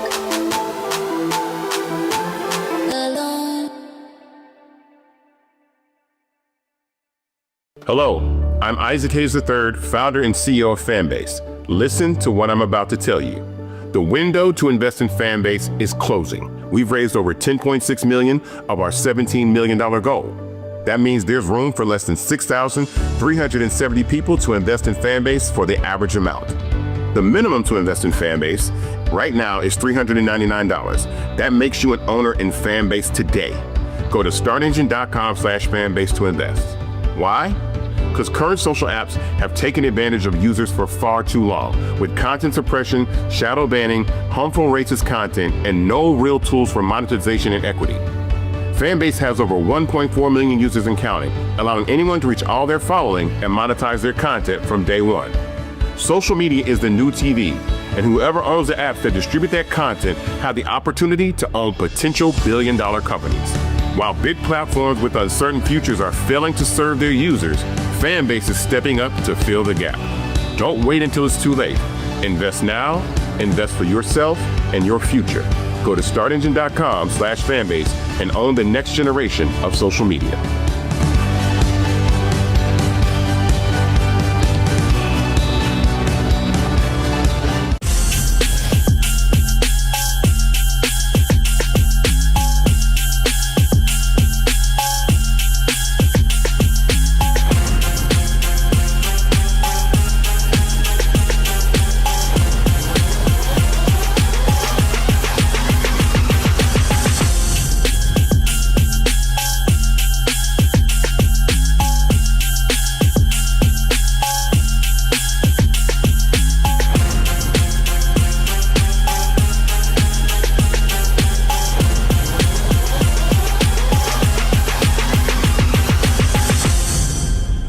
Just two more panels here as we talk about what's happening with this university that is, of course, founded in 1867. Deveron Benjamin, co-founder of Falcons Unite, president of the Oakwood Falcon Foundation. Steve Williams, NAP alumni trustee-elect, St. Augustine University. Dr. Demetria Bowie, Falcons Unite. Also, Hal Freeman, who's also alumnus. Look, the reality is you can't have a successful university without graduates who support. So first, I need to start with you, Steve. You're National Alumni Trustee-elect. So you got a fractured alumni. For folks who don't know so again, the university sent out their statement, which clearly gave the impression that the official National Alumni Association is standing with this existing Board of Trustees. Or they're not. Give us a sense of what's going on here. Well, to be perfectly honest with you, Roland, the National Alumni President hasn't been forthright with the alumni for some time. This is not anything new. And what she's failed to realize and what she's failed to tell the alumni of her relationship with the Dr. Burgess's family, and they grew up in the same hometown. So she has failed the university to basically tell them of the relationship. Is she elected? She is elected, yes. And when is her term up? She gets a 2-year term. When did it start? When does it end? It started when I was sworn in, which was June 26th. June 26th. And 2024. 24. But you're National Alumni Trustee-elect. But you were sworn in. So I was sworn in by the National Alumni. We were sworn in up under the bylaws of 2021. And let me take you a little step further. The bylaws that we were sworn in under were changed. We had 140-page bylaws that govern the actual Board of Trustees that follow.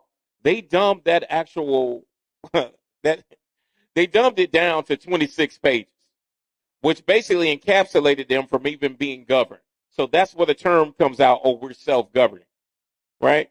So what they did is what my position, what they said is that it's only a word that says shall, meaning there will be an alumni representative shall be a part of the board.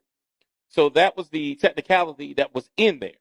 Well, they started making rules after the fact once I was elected, and basically saying when the letters went out, the letter went to the Board of Trustees the first part of July. They didn't respond to the letter until 3 months later. And at that time, I was waiting. But I then was upset because I cannot do my job duly elected to do by the alumni. So I was upset, and then I joined the lawsuit in October. Okay. So you were elected by the alumni to be their representative on the Board of Trustees. Absolutely. This Board of Trustees has refused to seat you? Yes. You joined the lawsuit. What's the status of that lawsuit? Well, we lost on the technicality mainly because of a statute, a long-term statute of North Carolina, meaning you had to be a sitting Board of Trustee member to bring the lawsuit forward. So we lost on that technicality, but on merit alone, that's why the AG took the case. Okay, so what's the status of that? It is still an ongoing investigation. So you couldn't sue because you're not sitting, but you're not sitting because they didn't seat you? Yes. Absolutely. Deveron, speak to us again, these different factions, these different groups, how are y'all navigating all of this?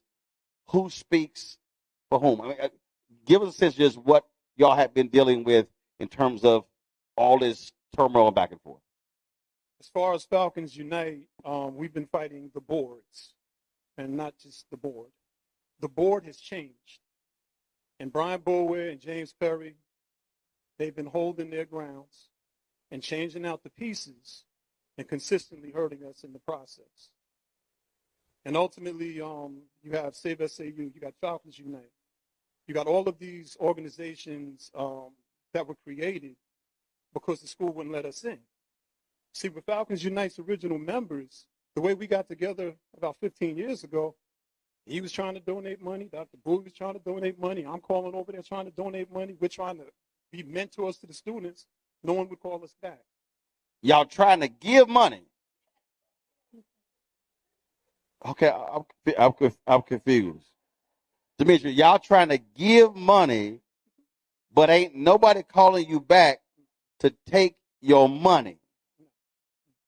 Okay. And the crazy thing about dealing with St. Aug is they know what they're doing, meaning that board and the way this one was developed. When Brian Boulware came back, he came through Falcons Unite. And he came back looking at what we were doing, and we were seen as renegades because we were calling out the things that wasn't right. And our receipts were the receipts, just like, Dr. Saul said. And the thing about it was we never wanted to be a part of the university as far as, being an employee or anything, but we were concerned alumni. And we were the generation that was sort of that gap, that transgenerational gap. So you got the older generation, they got the money. We're sort of trying to get the money, or we're getting the money. And then the younger folk are looking at us like, we ain't got no money, but we listening to y'all. But St. Aug wasn't listening to nobody. And when Brian Boulware and James Perry in particular did what they did, the bait and switch, you had somebody like Roderick Miller, who was the vice chair of the board of trustees. And if you Google Roderick Miller, he was the #1 economist in the country. So we're talking about needing money, but we got the #1 economist in the country on our board. But you know what they did to him? They wrecked him. And what I mean by that is he was strong enough to withstand what they were doing. But everybody has a reputation. Who wants to be a part of something where you know something ain't right, and then every time you come, you hear about board members disrespecting women? I know I've been on many a phone call with certain board members, and they've said some things about women, and I checked them in real time. Grandma raised me. You can't call women bees and stuff like that. You can't. It's not happening. You can't do that. And I don't understand the slander laws and stuff like that, or the libel laws or whatever. But if I could say everything I wanted to say, it would start with Brian Boulware and it would start with James Perry. James Perry, you were my father's friend. They went to high school together. And the fact that you're disrespecting our legacy like this, James Perry, is disgusting. You have a building that's worth $80 million named after you. You've been in legal and law. All of those lawyers that are on the board, y'all know what y'all doing. Stop. Y'all know what y'all doing. Like, we know what y'all doing. There's no mystery to this corruption. There's no mystery to this corruption. And watch this. Brian Boulware, when he came through Falcons Unite, he's all up in our group. Yeah, you all are right. Let's get all the bad people out of there. Not knowing that this knucklehead was going to come up in there and start tripping. And when I say tripping, they can't talk to us because everybody on here and our other members, we talk to board members. We talked to the presidents. We talked to faculty and staff. When they did what they did and pulled all of that money somewhere, something ain't making sense rolling. The money just was there and the money just wasn't there. And then you got somebody like my son who, when he was talking about what they did to him, do you know what that did to us as a family? Because I know what they were doing. I know what they were doing. And I'm saying, no, my son, he wanted to go to St. Aug. And he went. And we talk about failing our children. It's a double failure because we fighting for the legacy. Now you got my child, my niece, and all the students that we were bringing, because they always used to say about the under 50s, y'all don't bring no money. Well, how are we supposed to do it? Bring students. We started bringing students to the school. And all they kept doing with misinformation and lying is lying on people like us. For instance, Deborah Clark Jones. The way Brian introduced her to me, I would have thought that Deborah Clark Jones was the worst thing in the world. But the thing about it was we had our own minds. That's the beauty of Falcons Unite. We're independent. You can't control us. And then we double back and push back on them like, wait a minute, you said A, B, and C about Deborah Clark Jones, but what'd you just say about that woman over here? Mainly, these people have been disrespecting and bullying people for a long time. This university got $35 million from COVID funds. And we're talking about loan forgiveness. We're talking about significant dollars. That was 2020, 2021.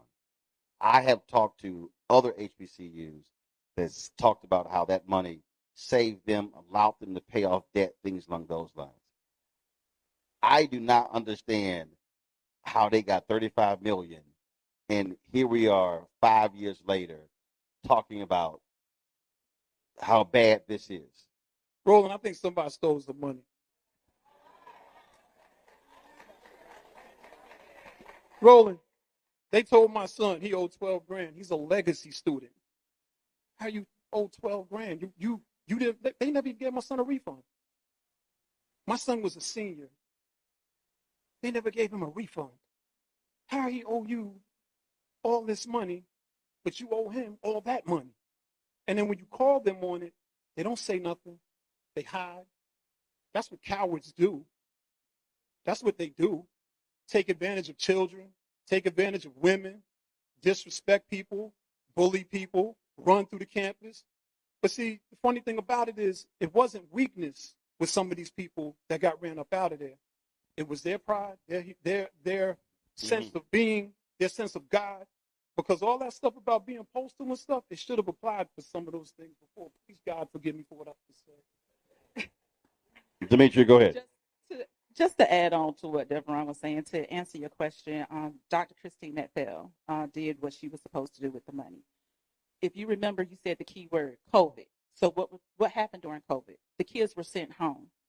Dr. Metfeld applied that COVID money to those children's accounts. Everybody had a 0.00 account. So it's weird when the children are saying, how did I get a $40,000 balance? How did I get a $16,000 balance? How did I get a $5,000 balance when I had a zero balance? And I just want to pivot a little bit because I'm the mental health professional on the team. I'm a therapist. And I tell this story a lot of times to the alumni when we have our Zoom meetings. The treatment that these individuals inflicted on not only the students, but the staff is egregious, to say, put it kindly. You had children, and they're children to me, but young adults, who could not concentrate on their studies because they got a $40,000 balance, and they're coming from homes where mom and dad are trying to make it and send their last to them. How can they concentrate on their studies? Then you have board members bullying them. And then let's pivot to the staff. I got a call from Devron. We have a group chat. And a staff member, they were like, D, we need you. Because we have a staff member who, trigger warning, is contemplating suicide because they can't pay their bills, utilities, mortgage, and everything. And I live 2 hours away. I live in Charlotte. It was no way I could get here on time to say that I'm doing an assessment on the phone. I have my other phone. I'm on the phone with crisis assessment, like, hey, this person down at this address, hey, what's going on? I'm doing a suicide assessment to make sure that they're, just to keep them on the phone in order to get mobile crisis there so they're not going to act on anything. This is what Brian Bulwer, Judge Perry, and the rest of the board have inflicted not only on the students, but the faculty and staff. And to think that you can sleep peacefully at night, to think that you have children who are in institutions, and if your child was treated in the manner in which you're treating someone else's child, you would be ready to tear the school up. But that is what we've been dealing with, Roland, for the last 15 years. Carol. Another thing I want to pivot off of what Demetria was saying is that all of the things that people may have seen us do on campus for the students, another arm that we have under our umbrella, Student Alumni United, where we tried to be that bridge for those students in amidst of all the chaos, to give them financial support when they need it. We bought batteries, we bought tires for cars so kids could get home, plane tickets, you name it. If a student or somebody needed some sort of assistance in the midst of all that has been going on within the past 3 years especially, we tried to give that support so that they could persevere and see it through. We don't know what's going on with the administration. We don't know what their true intents are. We don't know what the plan is. So our focus was on the students, because if my child was there, I would want an alumni or somebody to be able to be that bridge for them when I can't be there. And that's when we would go through great pains, and we would raise money with alumni to have cookouts for the kids, to try to boost morale for the kids. I personally help kids get jobs at UPS, where I work at.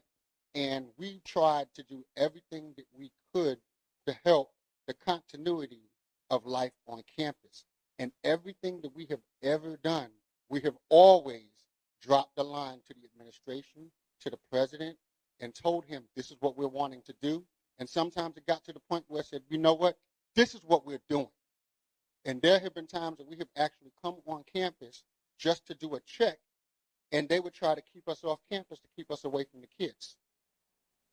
So in turn, we moved that last cookout that we did for the kids here.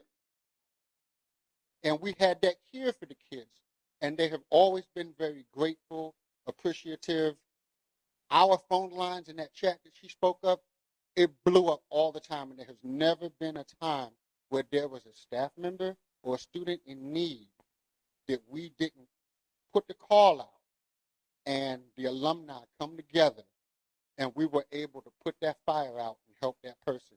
We need people to understand that what's going on at St. Aug is not a problem with the institution. It is a problem with the board and management. The institution will be fine. You have alumni here that care about the institution and care about these students and want to see this legacy go on. So that narrative that there may not be people out there that care about the school, we care about St. Aug and we are here. We just need an actionable path forward.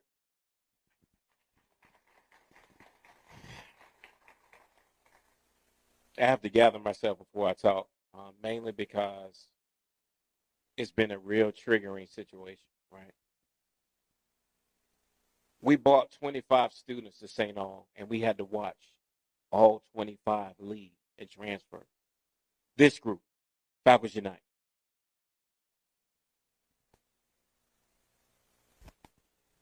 Alumni sat me in this seat because they know I can't be bullied. They haven't sat me because they know that all of them would have been going out the window by now. See, I was raised by now my 94-year-old grandmother. I still have her. She raised me with morals that you do not harm anyone, but you definitely do not harm children. What this board has done has caused a lot. I mean, sitting there listening to these students talk about their experience, listen to my nephew's experience and seeing what he had to go through. Understanding that these students, 80% of the students that come to St. Aug are first-gen students.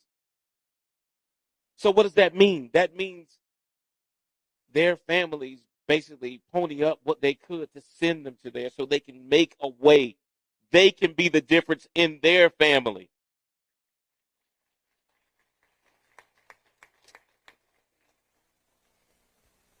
See, you have to understand something. Representative Lewis always said, there's nothing wrong with a little good trouble. But see, this board doesn't understand that. They'll champion that. They'll say, yes, there's nothing wrong with good trouble. But when that good trouble starts at your doorstep, have that same energy. Because what they've done right now, they've created the hostile environment. They've created the action that needs to happen. And being honest, I don't want to hear them. I just want them to leave. That's it. Get out. Your services are no longer warranted. We don't need you. Thank you. No thank you. Hit the road. Because I'm at a point where damage continues. And the longer we wait, that's the more generations we lose. Coach Williams gave me an opportunity. The little at-risk boy from Durham that he came to see run at UNC State meet. That's my father. Russell Blunt, Hillside coach, alumni St. Aug, was the first father who passed me on to Coach Williams. You see, I owe, and I call St. Aug affectionately her. I owe her everything that's inside me.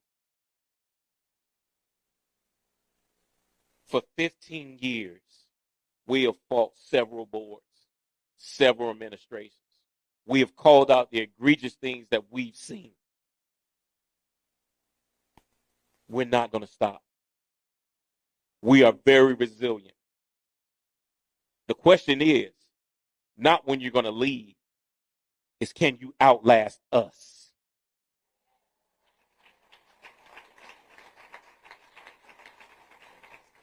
It's time to go. It's time for him to go. Roland, I have a quick question. Yep. When you was at St. Aug, did you see any markers? Like the little flags, surveyor flags? The I survey? can't even remember. Like I was like in and out. They're there. You know what they're planning to do, right? Mm-hmm. Okay. Yeah, when you talk about survey markers, you're surveying the land. Homes. So basically, there are survey markers all on the property right now instead of some acres. That land is being collateralized for a loan, which will interpret a sale.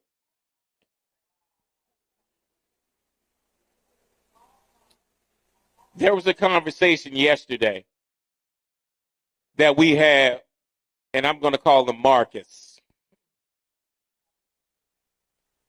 So Marcus called very nervously and basically was like, I wanted to talk to you guys, and how you doing? Okay, Merge, what do you want to talk about? Because after this function, we were going to come on campus tomorrow and do the cleanup. So Marcus was like, well, we have survey markers down, and we painted grass orange, and the surveyor said that they can't be moved or touched. So you guys can't come on campus and do your cleanup. Now, mind you, they had no intention on doing anything on that campus but selling it. The only group that has come on a campus and cleaned up is this group with the help of other alumni. They still haven't dumped the dumpster that's been sitting there for another 2 years that's out there in the back behind Boyer. That is still full. So, and let me go a step further. In November of the $11 million at 26% interest that they took from Gothic Ventures, 4 of which they got in November, they did nothing to the campus during that time to even bring the students back. So they had no intention of bringing the students back in the spring semester. So the question is, where are the receipts? See, this is what the question that we need to be asking, because that's a hole that they're not going to have to settle. We have to settle that. $11 million, 26% interest with a 2% prepayment penalty. But Mr. Eats will tell you when he gets up here that he offered them millions at a lower percentage. And the text message went back to him, said, thanks, but we're not interested. That was from the board chair. So we're witnessing the theft of a 158-year-old university. Let's just call it for what it is. It is not a land grab. It is a theft. So I hope they're listening, because I've been waiting and I'm still waiting. They're not ready and they need to leave. That's it. I want to thank all of y'all for your work. It's a lot. You have day jobs, you have families. This is a whole lot to deal with, but the reality is when people have passion and love for an institution, they want to see it to survive and thrive. That's what it requires. So good luck in the fight. When we come back, Thank you, Roland. we're going to talk with the group, again, talk about what's next. What's the pathway next for this community, for the alumni, the people who want to see these universities survive and thrive. You're watching Roland Martin Unfiltered on the Black Star Network. Right back.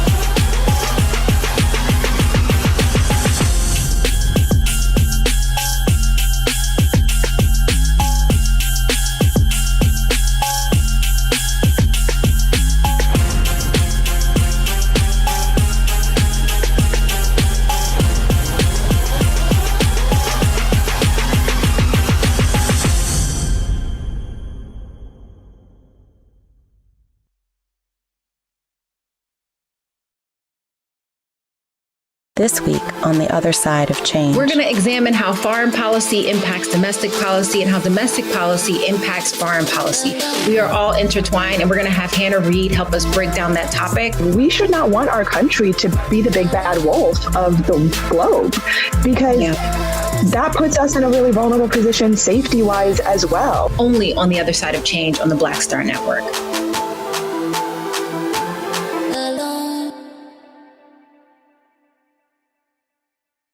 What's up, y'all? Look, Fanbase is more than a platform. It's a movement to empower creators, offering a unique opportunity for everyday people to invest in Black-owned tech, infrastructure, and help shape the future of social media. Investing in technology is essential for creating long-term wealth and influence in the digital age. The Black community must not only consume tech, we must own it. Discover how equity crowdfunding can serve as a powerful tool for funding Black businesses, allowing entrepreneurs to raise capital directly through their community through the Jobs Act.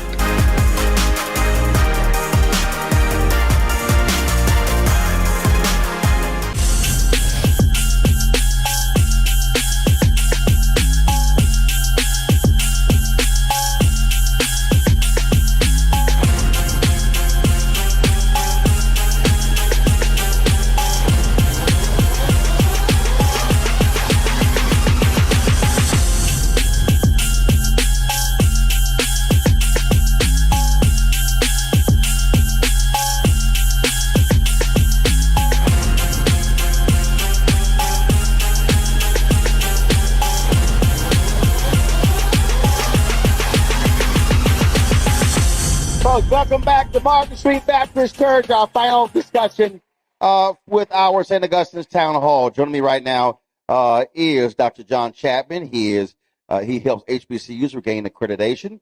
Benjamin Johnson is the chair of Save SAU Coalition, and Martin Eakes is the CEO of Self-Help Center for Responsible Lending. Put your hands together, please. First and foremost, John, I want to start with you.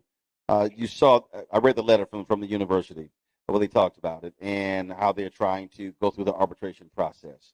The existing accreditation council, that's one way. There are other ways to do it, but we've seen this happen before. The reality is there are other institutions that lost their accreditation over the issue of finances. And when you lose your accreditation, your students cannot get financial aid. Correct. Explain people who don't understand why that accreditation is so important from a student's perspective. Not necessarily for them just saying, oh, this is a great degree, but it's the financial aid issue. Absolutely. Roland, good to be on Unfiltered. First of all, I want to say that accreditation is extremely important. I actually chaired the team that helped both Bennett College and also Morris Brown get reestablished with their accreditation. So I've been very, thank you. I'm very proud of that. Worked hard with Dr. James and also worked hard with Bennett and wrote the recommendation along with our team to help them get their accreditation established. So you helped Morris Brown get theirs back. You helped Bennett get theirs back. Yes. Have these folks called you? I've tried to insert myself several times as an alum, 1995 alum. Wait, hold on. I want, again, I mean, I don't want to run past that. If you are an alum of an institution that's lost their accreditation and it's going through a process, and you help two other schools get their accreditation, common sense says they should be running to you for your expertise. And they're like, yeah, we're good. Yeah, well, we had several meetings. They took meetings with me. I guess they felt obligated to, considering my track record. And it wasn't just me. I was working along with the Transnational Association of Christian Colleges and Schools, which is TRACS. Worked very closely with the vice president there, and have been a part of many institutions, the HBCUs, institutions across the country, writing the recommendation to the commission that makes the vote on their status, which whether it be accreditation, candidacy, or pre-accreditation, those kinds of things. And so I did insert myself. I did have several conversations with, at the time, the CFO and the current acting president, but nothing came of it. You know, one of the things I want to say is we talk a lot about money and the financial requirement, but sitting from my seat, one of the biggest concerns I have is the time. It takes a long time to get reestablished. You talked about Morris Brown, 20 years. Yeah. It takes a long time because here's what you have. There's standards, and standards drive all of this. And I appreciate the emotion because, of course, as an alum, I have it as well. But here's one of the standards. There has to be 3 consecutive years of positive audits. 3 consecutive years. That's one of the standards. So the question becomes, when do we start the clock? We can't even start the clock anytime soon to meet that one standard. In addition to that, when it comes down to the importance of accreditation, all of these students, they have to sit under degreed and credentialed professors that are sitting out there, that have worked hard, that paid your own student loans to get the credentials. And now you have mortgages, you have families, you have children. And so they have to be compensated.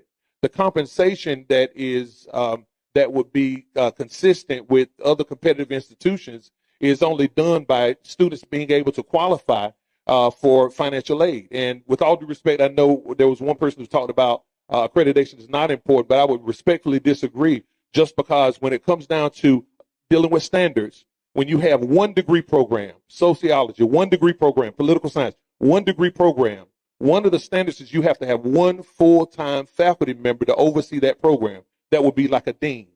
Well, that dean, what is their salary? So when you say 1 degree program, you got to think about 1 salary over that degree program. So now the question becomes, how many programs St. Aug have? Because there is hope. Let me just say that there is hope and there is a way out, but it's going to take a lot of time. Yep. And it's time to start the clock now. Martin, your name has come up several times tonight, Martin. In previous panel, talked about when you stepped up, shared with this board, assistance that you could provide. Walk us through that, and how in the heck did they say, nah, Martin, we're good. No, thank you. So let me start with a little background. First, something you might not have noticed, I'm an old Southern white guy. Martin, I swore you were high yellow. Martin, you light skinned. If we in Louisiana, you could be my uncle. Don't even try it. So you might think that I'd be uncomfortable here, but I grew up in an all-black community on the south side of Greensboro. My best friends were destroyed as I was growing up. My best friend was killed on the playground. And I made this pledge at his funeral that I'd live the rest of my life for the 2 of us, not for just the 1 of me. So you may ask, why do I care about this? My favorite speaker of all time is Frederick Douglass. Frederick Douglass says, it's easier to build strong children than it is to repair broken men. It's the greatest quote ever. So why does St. Augustine's matter? It's the place where children grow up into men that don't have to be repaired. and women.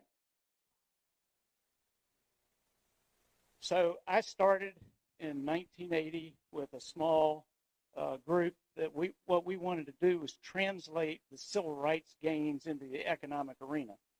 That if you didn't have economic wealth and you didn't have economic opportunity, the civil rights movement would be important, but it would be hollow in a way. And so we grew from really a $77 bake sale into a $5 billion nonprofit financial institution. Mm. And I personally have made thousands of loans. We've made tens of thousands of loans to people that banks wouldn't lend to. And my loss record is almost zero, which just says that if you give people a fair chance, they'll do whatever it takes to pay back. So when St. Augustine's I got drawn into this. Many of you don't know Napoleon Wallace, who is this unbelievable guy who is wheelchair bound with ALS. And he's like, Martin, if you don't do this, who's going to do it? Who's going to come forward with money? And he kept badgering me, and he can only speak through a synthetic voice. He can't move a single thing except his eyes. And so I got involved enough to find out that there had been a loan offered and made to St. Augustine's that was a $7 million loan by Gothic Ventures, which is it was a white lawyer in Raleigh. And when I got the paperwork, because I found I could get information from everybody, what I saw was a loan that I couldn't believe, and no one knew about it. It was 26% annual interest on a $7 million loan, and if you paid it off the day after it was brought, you still had to pay an $840,000 prepayment penalty to this lender. So I went to the lender, went to the lawyer, and I said, this is predatory, and I know what I'm talking about. I've been designated by the payday lenders in America as their number one enemy in the universe. And they're like, universe, okay. I didn't even know you had payday lending on the moon and Mars. But and then when we had the subprime mortgage crisis, my organization was in the middle of that fight before anyone recognized it. Mm-hmm. 10 years I testified in the U.S. Senate Banking and House Financial Services Committees.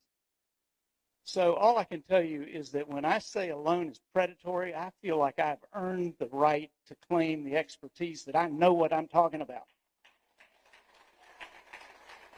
This loan, not only was it 26% interest, and after 45 days, the prepayment penalty was not 2%, it was the full year's interest at 26%. It's huge. And not only that, when I got into the terms of it, it said that if you get a loan from anyone else like us, you have to take 100% of that money and prepay our loan and pay the prepayment penalty. If you were to sell any property that was unnecessary at St. Augustine's, like an off-campus residential property that wasn't essential, 100% of that money has to come and be paid back to Gothic Ventures and pay a prepayment penalty on the amount that was mandatory. So even though I'm old and I'm white-haired, when I was young I had red hair and a really hot temper. And now I've lost the red hair, but I still got the hot temper, and it just pissed me off what they were doing. And I really did believe that what that lender was trying to do was take the campus. It had a $30 million facility at 26%.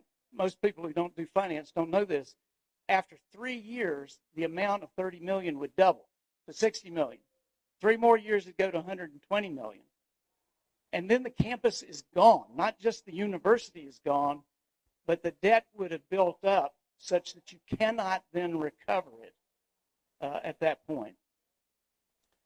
So on November 4th of last year, knowing that they were about to take another $4 million advance at 26% interest with all these bad things, the chairman of the board asked me, he says, well, if you think you're so hot, why don't you give us an offer? I said, okay, I'll do it. I'll do it tomorrow. And I wrote out a proposal that said, we will provide the first $20 million of financing so that you can pay off the IRS. Because IRS, I mean, they don't mess around.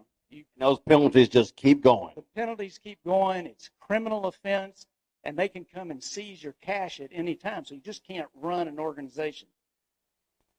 To pay that off, to pay off Gothic, although I wanted to have them feel some pain that they didn't get their prepayment penalty back. And then $3 million that would be used for paying back salaries, because at November 4th, there had been 3 or 4 months that the staff and faculty had not been paid.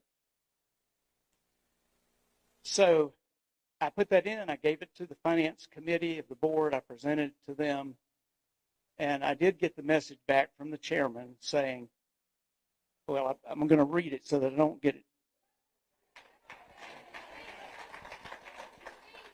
I had one condition in the loan, and the loan, here's what it said. It said, SAU board will have to restructure such that the current and former board chairs leave the board. I said, this is not personal. When a team or a business collapses, the coaches are asked to leave to restore confidence that the future course of action will be different than the past course. So I didn't call names or anything. I was just saying, I've been on the board of the Ford Foundation. I've probably raised in grants more than $1 billion. You can't get money to something that people have no confidence in. And that's what it takes. And basically the response I got was, that's a non-starter. You're not getting me off the board. And so here you are presenting a real lifeline that could save the university, that could save this board from an awful transaction they involved them in. And the ego was so massive that as opposed to putting the university and its history and its alumni and its students and the community before that person's ego, they said no. Correct. So the point is, and I may disagree with folks here, I don't think that the board chair even has an intent to turn the property over to developers per se. He has, and y'all will hate me for this, he has the same exact mindset that Donald Trump has.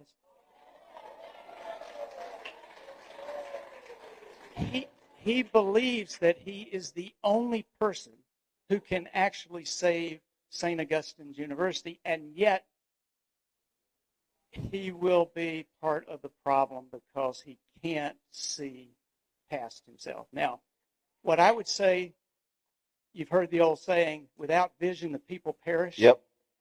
That's where we are right now. And what has happened since November 4th, when I made my offer, and it was not the lowest rate, it was still 9%, because the last I checked, 9 is better than 26. So what has happened at each step, got hold of the Gothic Ventures loan, which is just utterly corrupt. Absolutely. It's a law firm that had actually represented the university, which means that it is a outright conflict of interest to be providing that through one of your partners. Absolutely. So that was number one. The next one was that they had an idea of connecting with a sports real estate development company out of Miami who had never done a project before, ever. Well, had never done a project. Had a project completed, or even as far as I can tell. And they were going to do a $70 million advance to the university, allegedly, in exchange for 100% of all the property, the 105 acres, plus all the off-campus properties leased to this group at 99 years.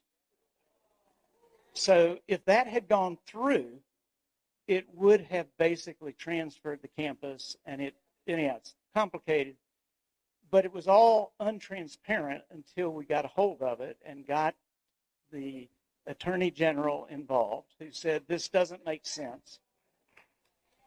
And now there's another proposal. So there's always something that is the gold around the corner. And now there is a loan, that's why the markers are there, from what's called a hard money lender, meaning that they make loans based solely on collateral with the intent often of taking the collateral. And here the loan will be 10 or 12% in the first year, 14 or 15% in the second year, X amount in the third year. So it's a lot better than what the Gothic Ventures loan is.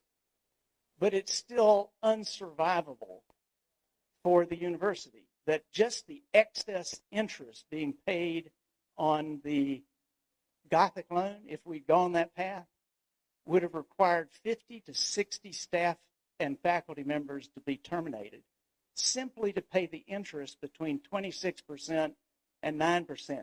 It doesn't really make any sense at all. And yet I think that the people think they're doing the right thing, that we're the only ones who can save this university. The rest of you folks don't understand what we see. So I think it is a failure of vision, a failure of judgment, and yes, perhaps some conflict of interest engaged there. But we're getting to the point where it's almost too late. Right. Not just the accreditation's already been denied 2 or 3 times, but if you get debt that is another 60 or 70 million with an interest rate that's unaffordable, you can't even restart. Right. So this university was started by ex-slaves, white Episcopal people of faith.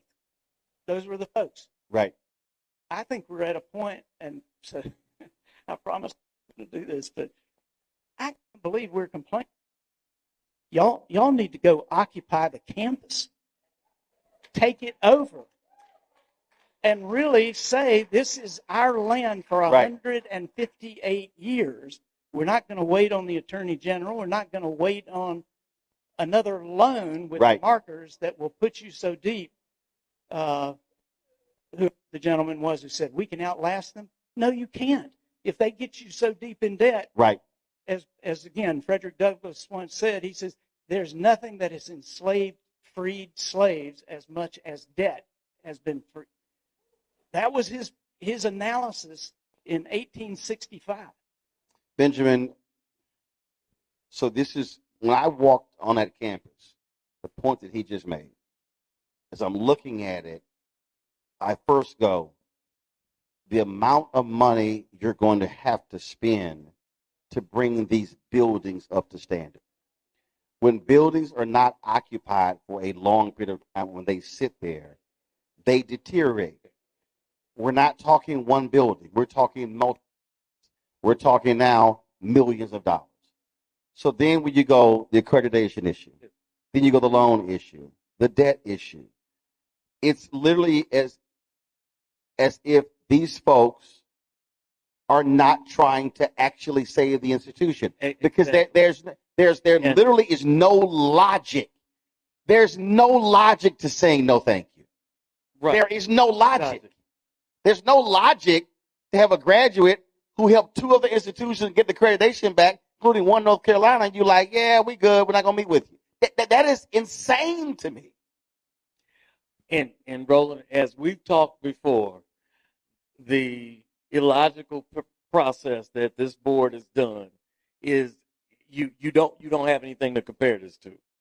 And when we talk about buildings, one of the things about what we would inherit is monumental as we try to remove this board, and we need to have that board gone before anything else. They need to be gone tomorrow. So what is the what's next? Because what Martin said, he's right. I mean, this has to escalate. When you talk about you're inching closer, we're talking 3 to 6 months. I don't see, if you got 100 students or less than 100 students, I don't see how after graduation on May 3rd, there are 50 or 25 students, and you get denied accreditation, it's game over. Morris Brown maintained 2 students to keep going, That was a 2-decade process. He missed an entire generation of black students. Exactly. And as we are looking at moving forward and using the tools that we have, one of the tools that Martin talked about is we need to occupy the campus. But we're working through the Attorney General's office. He has put together a series of things in regards to financial mismanagement, fiduciary irresponsibility, and he has to go ahead and implement that, and we are working with him to do his due diligence in this process. There have been lawsuits. When I understand the technicality. When I talked, when one of the folks said that students said they had a debt, even though the COVID money paid it off. Do those students have standing to sue? Yes, they do. As fraud. I mean, because a lot of lawsuits there.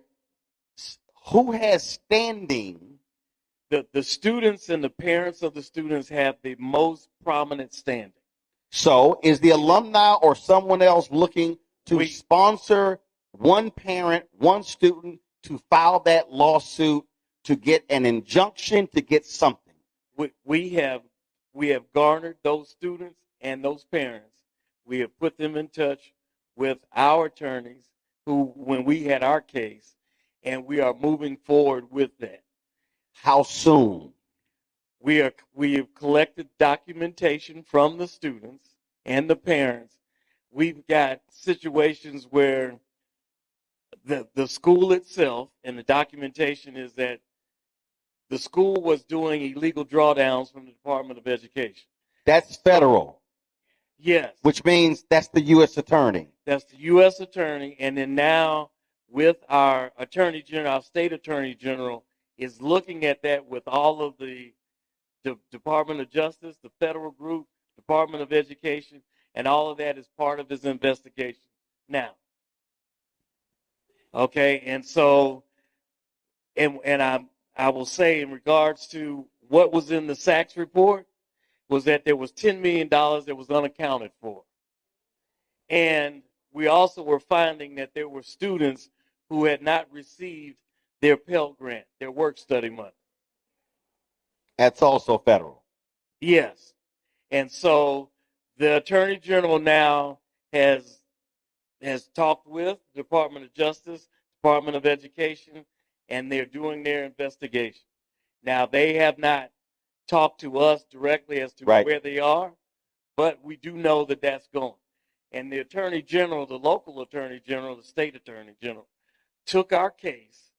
We had 52 allegations in there. They were investigating all of 52. One of the first pieces that low-hanging fruit was that St. Aug was putting paychecks to staff electronically. However, none of their benefits or anything were being paid, and no money was being deposited into their accounts. What's wire fraud? Hello. So they did charge Marcus Burgess with fraud. Who did? The State Attorney General. He's been charged with fraud. Civil or criminal? I believe it's criminal. Don't worry about it. We're going to look it up. Look it up. We're going to look it up. Go ahead. Final comment. Go ahead. Yeah, I want to kind of paint, first of all, timeline. We talked about federal.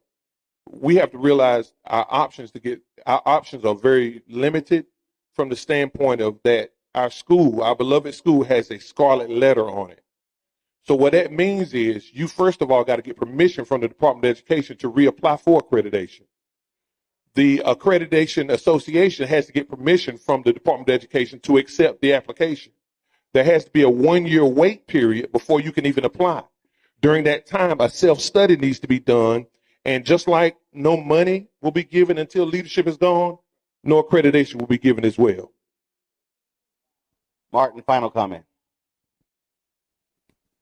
I don't want to disagree completely. I am a lawyer, not a very good one, but I don't think we're in a lawsuit stage right now.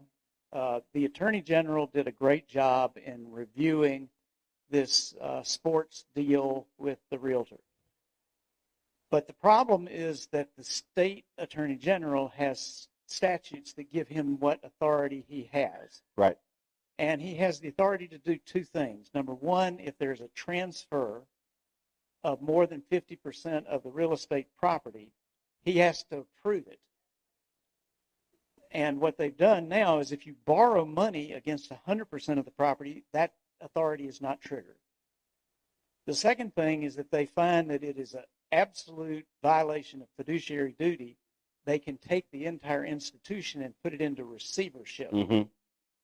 If you put it into receivership, a judge who gets it could say, well, we're going to pay off these $40 million of creditors, and particularly if that judge knows some of the real estate developers in Raleigh, that's a dangerous course for us. So I don't really think that the Attorney General, even though they are incredible, wonderful civil servants, I don't think they are going to get us out now.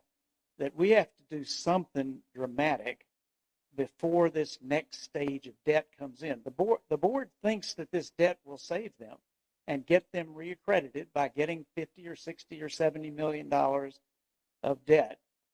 But until you have the vision, not only the people but the university will perish, and we'll lose the campus as well as the university if that happens. And that's where I think we just are out of time. Right. We've got to take matters into our own hands. And this is a big enough group we could do it. To the folks, give our final panel a round of applause.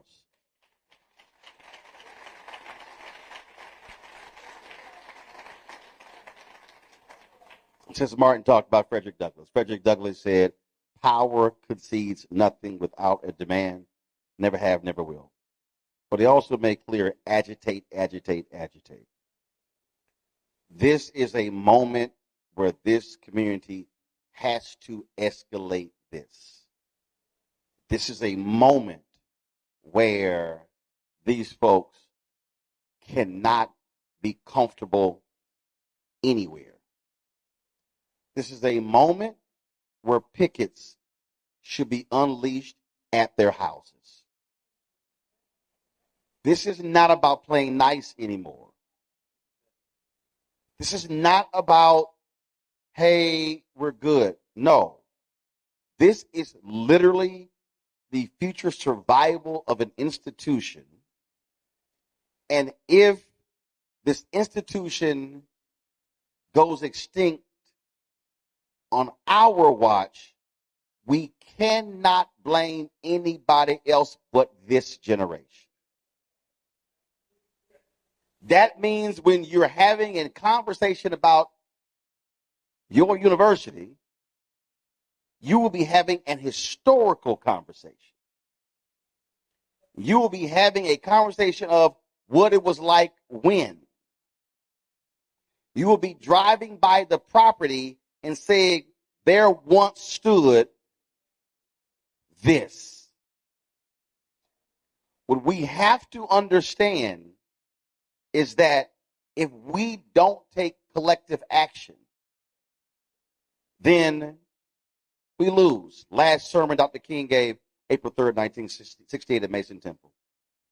He said, black people individually are poor, but collectively we represent one of the largest economies in the world. But he said we must do it together. What he also said was, when he was talking about the garbage workers, he talked about, he said, Reverend Jackson, he quoted him, we must redistribute the pain. There is an immense amount of pain in this room. There is an immense amount of pain listening to those students. I can only imagine what those almost 100 students feel like going to an institution and then where you can't even walk on the campus. This is the moment where you must redistribute pain. Where you must take your anger, you must take your, frankly, depression, you must take all of that and channel this and target the very people. there is no way any member of this board can defend the loan you described. Signing that loan by itself is a gross dereliction of duty. Because if they had asked any expert would have told them, do not sign that loan. If they had talked to any expert about doing a development deal, the first rule you ask is, do you have any experience with this before? You do not build a 10,000 square foot house with somebody who has experience with Lego. That is a dereliction of duty. And the fact that they didn't have the decency or the courage to come before this audience, to answer questions, to explain what they're doing, that also shows you that they have no desire to speak to the interests of the community. Our goal here was simple. What we did here is the same thing we did when we went to Bethune-Cookman. It was the same thing, the town hall we did last year at Tennessee State. It was an effort to do what Ida B. Wells Barnett said, shine a light and unleash truth on that. Now the question is, for this community, what are you now prepared to do? We've laid out all of this information. The country now knows. People will be sharing these clips. Every person on here who has a Facebook page, a Twitter account, an Instagram, TikTok, Snapchat, Fanbase, LinkedIn, you should be pushing and sharing these clips because you should be putting the faces of the individuals who are in so-called leadership position. It should be plastered everywhere so people are fully aware of the individuals who are responsible for the destruction of an institution that was founded 2 years after the Civil War ended. It's not a question of who is going to come save this university. Only the people in this room and your allies who are not here can save Saint Augustine's University.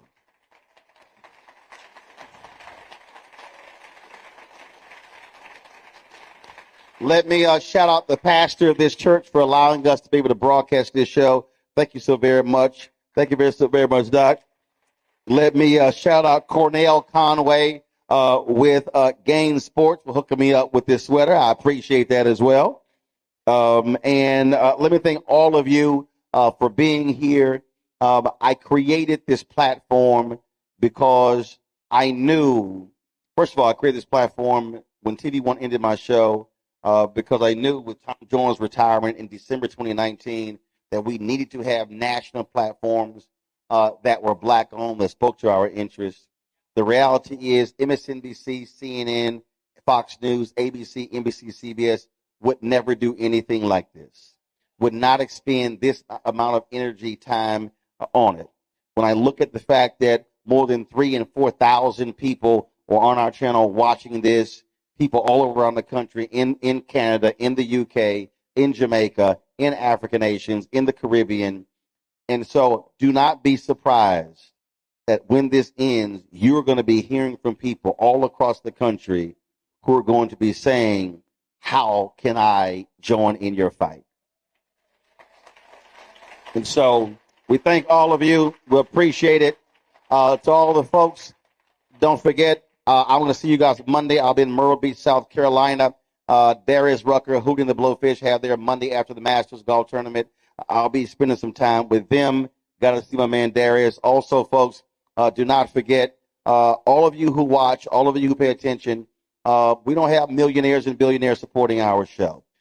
We advertising agencies ignore black-owned media every single day, but 35,000 donors since we launched 6.5 years ago have contributed to this show. And our target goal is very simple, and that is to get 20,000 of our fans on average contributing $50 each a year. That's $4.19 a month, 13 cents a day.